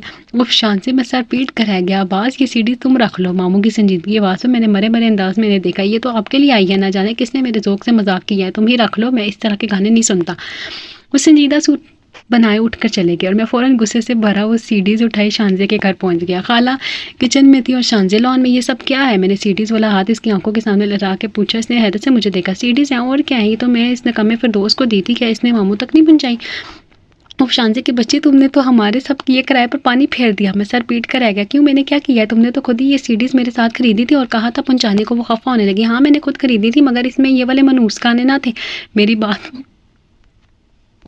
हाक ना समझी। मसला क्या है? साफ साफ बात करो। मसला? मैंने दांत पीसते हुए सारी दास्तान आलम सुनाई। वो उछल पड़ी। हाय अल्लाह, याद आया, ये तो फ्रेंड नायला की सीडीज़ हैं जो मैंने मुझे सुनने की दी थी और वो मुझसे मिक्स हो गई थी, तो इनको कवर में इसकी सीडीज़ का क्या काम? वो आई थी कल, हमें मसरूफ़ थी, तो इससे कहाँ वो खुद ढूंढ ले। मेरे ख्याल में इसने ये सारी गड़बड़ मचाई है और अब इस गड़बड़ के बारे में बताओ क्या करें? तुमसे तो ढंग का काम होता ही नहीं है। मैंने जिले कट्टे लहजे में इससे घूरा। तो इसमें मेरा क्या कसूर है? एक तुम और एक तुम्हारे सुरीले मामू। अब इसकी पसंद इतनी कदीम है तो मैं क्या करूँ? बस हो गया जो होना था। इसके बेनियाज लहजे पर मैं बेचताब खा के रह गया। तो तुम्हारी पसंद कौन सी आला और ये घटिया गाने जिन्हें कोई भी सुनना पसंद ना करे वो तुम शौक से सुनती हो, मगर ये बिगड़ा मामला सिर्फ तुम्हारी लापरवाही की वजह से हुआ है। अब क्या चाहते हो? अब जरा सी बात पर खुद को मार डालो। भाई गलती हो गई, इसमें इतना नाराज होने वाली क्या बात है? क्या हुआ जो गलती से सीडीज चली गई? अब इतने बुरे भी गाने नहीं है। ये बंदे को ऐसे ही गाने सुनने चाहिए जिन्हें सुनकर जिंदगी का मजा आए। वो अपनी गलती मानने को तैयार ना थी। ठीक है, तुम्हें तो कोई गिल्ट ही नहीं है तो भाड़ में चाहिए सारा ड्रामा। मैं पाँव पर टक्कर वहाँ से चलाया। वहाँ नई खबर मुंतजर थी। मामा का फोन आया था। भाई के जुड़वा बैठे हुए थे। मैंने फौरन मामा को कॉल बैक की। फिर रात गए तक नानो बच्चियाँ और मैं कंप्यूटर के आगे बैठे रहे। वेबकैम के थ्रू हमने बराह रास्त भाभी और भाई से बात की। शांजे को पता चला, इसने मुझे मुबारकबाद दी जो मैंने फूले हुए मुंह के साथ कबूल की। दूसरे दिन मैंने सबको ट्रीट दी। खाला और मामू को भी ज़बरदस्ती घसीट लिया। और होटल में जब शांजे ने बड़ी उदासी से पूछा कि अब तो तुम जल्दी चले जाओगे ना अब्बास, तुम हमें याद करोगे, तो मेरे जवाब पर इसकी आंखों में नमी झिलमिलाने लगी थी। हाँ हाँ, क्यों याद नहीं करूँगा। साल के साल तुम्हें फ़ोन लाजमी करूँगा और अपनी शादी पर भी ज़रूर इनवाइट करूँगा। आखिर को इस वक्त तक तुम मेरे रिश्तेदार बन चुकी होगी। फिर इसके बाद वो बड़े जब से सारा वक्त बैठी रही थी। बच्चियाँ खाला से जिद करके खाना खा रही थी और मामू बेचारे शर्मिंदा होते रहे। वापसी पर हमें पता चला कि नानो का बीपी एकदम शूट कर गया था। डॉक्टर जिनको देखने आए थे हम सब परेशान हो गए। इनकी तबीयत रात के तक संभली थी भी, मगर सुबह बड़ा तेज़ बुखार चढ़ाया। हम सब बुखला गए। इस दिन बच्चियाँ सूखे मुँह स्कूल गईं। मैंने जैसे तैसे सबके लिए नाश्ता बनाया मगर किसी को पसंद ना आ सका। मामू को तसल्ली देकर मैंने ऑफिस भेजा और फिर नीली खाला को फ़ोन किया। नानो की बीमारी का सुनकर वो दौड़ी चली हैं। फिर आते ही उन्होंने घर का चार्ज संभाल लिया।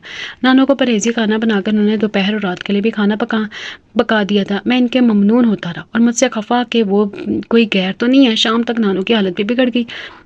मैंने मामू के हमरा इन्हें अस्पताल पहुंचाया। 3 घंटे की ट्रीटमेंट के बाद जब हम घर आए तो शांजे और खाला बच्चियों के साथ थी। क्या बताया डॉक्टर ने? मुझे देखकर शांजे छूटते ही बोली थी, सीना ख़राब है और इसी वजह से बुखार है। मैं इसे बताने लगा था, नीली खाला खाना गर्म कर लें। अब आज आरफीन को भी बुला लो, बच्चियाँ भी अभी तक भूखी बैठी हैं। इनके बताने पर मैं मामू को बुलाने गया जो मुँह हाथ धोने पर अपने रूम गए थे। खाने से फारिग होकर बच्चियाँ तो सोने चली गई। मैं नानों के कमरे में चलाया। मामू इन लोगों को ड्रॉप करने चले गए। वो रात मैंने नानों के कमरे में गुजारी थी। अगले दिन विशी का फ़ोन आ गया। वो मज़ीद 1 हफ्ता तक नहीं आ सकता। मैं इसे फ़ौरन आने का कहने वाला था। कुछ सोचकर जब रह गया, ये तो अल्लाह की तरफ से मौका मिला था मैं घर को संभालने के लिए। नीली खाला की खिदमत हासिल करके मैं मामू और खाला को एक ही ट्रैक पर ला सकता था। इसमें अब वो तकल्लुफ़ तो ना रहा था। आने वाले वो दिनों में खाला बड़े खलूस से नानों के घर को संभालती रही। मामू इनके बहुत मशहूर थे। बच्चियाँ भी इनके आने से मुतमईन हो जाती थी क्योंकि नानों की बीमारी ने इन्हें खौफजदा कर दिया था। अभी नानों की तबीयत थोड़ी संभली थी कि अचानक ही मीना की तबीयत ख़राब हो गई। इस दिन स्कूल से आकर इसने 2 वॉमिटिंग की, फिर बगैर कुछ खाए वो सो गई। शाम तक वो बुखार में पनक रही थी। इसी दूसरी अवतार पर मामू बुखला गए। नीली खाला अपनी ज़मीनों के सिलसिले में आज गाँव गई हुई थी। वो बेचारी कई दिनों से अपना जाना नानों की वजह से मनसूख किए हुए थी। आज नानों की तबीयत थोड़ी संभली तो वो चली गई। मीना ने बुखार की वजह से जिद शुरू कर दी। मामू परेशान हो गए। बेटा थोड़ा सा खा लो, फिर दवाई भी पीनी है ना। वो मेहनत कर रहे थे मगर वो मसलसल जिद लहजे में इनकार कर रही थी। थक कर मामू ने मदद नज़रों से मुझे देखा। मैं इनकी मदद को आगे बढ़ा। मीना गुड़िया खा लो, जितना करो, फिर कैसे अच्छी होगी तुम। मैंने दलिया का चमचा इसकी तरफ बढ़ाया जो मामू ने पकाया। इसने हाथ से बड़े हटा दिया। मुझे मामा के हाथों से खाना है। इसके बचकाना जिद पर मामू को गुस्सा आ गया था। हाँ, वो बड़े जब्त से बोला, मामा नहीं है तुम्हारी, चलो खाओ। अच्छे बच्चे जिद नहीं करते, ना ही तंग करते हैं। मीना इनकी बड़ी साबिर और सादा बेटी थी मगर आज इसका मिजाज अजीब हो रहा था। ये सब शायद मेरी ब्रेन वॉशिंग का असर था। मैं नहीं हूँ अच्छी, मुझे कुछ पता नहीं है, मुझे मम्मा चाहिए। बस मैंने कह दिया मुझे मम्मा चाहिए। इसकी मम्मा की तकरार पर विशी भी परेशान हो गई थी। मामू की तरफ मैंने देखा, वो बहुत गुस्सा हो रहे थे। इससे पहले कि सूरत हाल बिगड़ती मैंने मामू को तसल्ली देकर चलता कि आप जाएं मामू, मैं इसे संभाल लूँगा। वो मैंने कहने पर चले गए तो मैं इसकी तरफ मतवज्जा हुआ। तुम मेरी प्यारी बहन हो मीना, मेरी खातिर थोड़ा सा खा लो। मैंने नरमी से इसे आमादा करना चाहता, फिर बड़ी दिक्कतों से वो थोड़ा खाने पर आमादा हुई। इसे मुश्किलों से दवाइयाँ देकर कमरे में आ गया था। सुबह नाश्ते का मसला था। नानों के लिए मामू ने दलिया बना लिया और हमारे लिए अंडा और टोस्ट का नाश्ता। विशी स्कूल चली गई। मामू की आज बहुत ज़रूरी मीटिंग थी। वो मुझे ढेरों हदायत देकर ऑफिस गया तो मैंने मीना के कमरे में झांका, वो सो रही थी। 12 बजे खाला चले आ गई आप गाँव से। मैंने इन्हें देखकर खुशी का इजहार किया। अभी थोड़ी देर पहले घर के कामों से फारिग हुई हूँ। तुमने नाश्ता वगैरह किया क्या? नानों के लिए तो मामू दलिया बना गया और मुझे सूखे सड़े टोस्ट खाने पड़े। मैंने मजलूमियत से आ बढ़ी। खैर तुम फिक्र ना करो, अभी कुछ बनाती हूँ। तुम्हारी बच्चियाँ कहाँ हैं? वो किचन में चली आई। मैं इनके पीछे पीछे चलाया और मीना की तबीयत के बारे में बताया। वो सुनकर तशवीश का इजहार करने लगी। फिर इसके कमरे में चली गई और वाकई इसके हाथ में जादू था। सब कुछ मिनटों में ठीक होता गया। मीना ने खामोशी से इनके हाथ से खा लिया। काम वाली ने ठीक ठीक सफाई की। नानो उठकर इनसे बातें करने लगी। मैंने खूब दुआएं दे रही थी, जबकि खाला इनके साड़ी से सज झुकाए बैठी थी। दोपहर की बात पूछने लगी। मामू मीटिंग अटेंड करके फ़ौरन चले आए। रात तक अमन का दौरा दौरा रहा, मगर रात के खाने पर मीना ने फिर जिद शुरू कर दी। मैंने जल्दी से खाला को फ़ोन खटखटाया। मीना स्टॉप ना हो, तुम कोई बच्ची नहीं हो, कहाँ से लाऊं तुम्हारे लिए मम्मा। उस पर बरस पड़े थे। विशी सहम की, जबकि मीना जोर जोर से रोने लगी। डोंट केयर कि आप मम्मा कहाँ से लाते हैं, बस मुझसे मम्मा, मुझे मम्मा चाहिए, मुझे कह दिया, मैंने कह दिया मुझे मम्मा चाहिए। इसके बाद मैं मामू की तेवड़ी चढ़ गई। बस बहुत सुन लिया तुम्हारी बातें, हम खामोशी से खाना खा कर दवाई लो। इसी वक्त नीली खाला अंदर दाखिल हुई। पीछे शान से भी, मैं चुप नहीं रहूंगी, आप नीली खाला को मेरी मम्मा बना लें, अगर आपको कहीं से मम्मा नहीं मिल रही। इसकी बात पर सब सुनाटे में रह गए थे। मैंने शानजे को देखा जो मुंह खोले मीना को देख रही थी। मामू बस मीना को घूरे जा रहे थे। विशी खौफजदा थी, जबकि नीली खाला वो तो बहुत सहमी खड़ी थी। अंदर बाहर एक अफरा तफरी मची हुई थी। मैं गुनगुनाते हुए लाउंज से गुजरा, जबकि मामा की आवाज़ आई, तुम यूं ही अंदर बाहर घूम रहे हो, जल्दी जाकर तैयार हो, मेहमान आने ही वाले हैं। यह कहकर घर आकर नानों के घर में कमरे में घुस गई। मैं आगे बढ़ा, भाई मुझे ये चूड़ियाँ पहना दे। मीना फरियादी सूरत बनाए खड़ी हुई। मैं गहरा सांस लेकर से चूड़ियाँ चलाने लगा। बेटा जरा बास को फ़ोन तो करो, मेहमान आने वाले हैं, वो लोग कब तक आएंगे। नानों ने कमरे से निकल कर ऑर्डर दिया। मैं फ़ोन स्टैंड की तरफ बढ़ा, बस पहुँचने वाले हैं नानों। रास्ते में वक्त कम था और सभी तैयार हो रहे थे, एक सिर्फ मैं ही यूं लंडोरा घूम रहा था। आप भी हैरान हो रहे होंगे ये सब क्या है। तो जनाब आज आरफीन मामू, नीली मामी का वलीमा है। जी हाँ, हैरान मत हो, सोच रहे होंगे कि सब कैसा हुआ। तो आइए मैं आपको तफसील से बताता हूँ। मीना की इतनी बड़ी बात पर मामू खाला से सख्त शर्मिंदा हो गए थे और जवाबन इसे कुछ सख्त कहने ही वाले थे कि खाला ने इन्हें रोक लिया, आप सब जाएं। इनके बजाय पुरसकून आवाज़ पर हम सब बाहर चले गए। फिर इसी रात नानू ने मामू को अपने वास्ते दिए कि मेरी ज़िंदगी का कोई भरोसा नहीं, तुम मान जाओ, शादी कर लो, इस घर को एक औरत की सख्त ज़रूरत है। मामू पहले उलझे हुए थे। नानू के कमज़ोर लहजे पर मज़ीद दिल गिरफ्तार हो गए। ऐसी बातें मत करें अम्मा, अल्लाह आपको लंबी ज़िंदगी दे, आप ठीक हो जाएंगी, यानी कि तुम मेरी बात नहीं मानोगे। नानों के मायूस लहजे पर चुप रह गए थे, मगर जब नानों का बीपी एकदम से बढ़ा तो इनके हाथ पांव फूल गए। उन्होंने नानों से वादा कर लिया कि जो वो कहेंगे वो मानेंगे।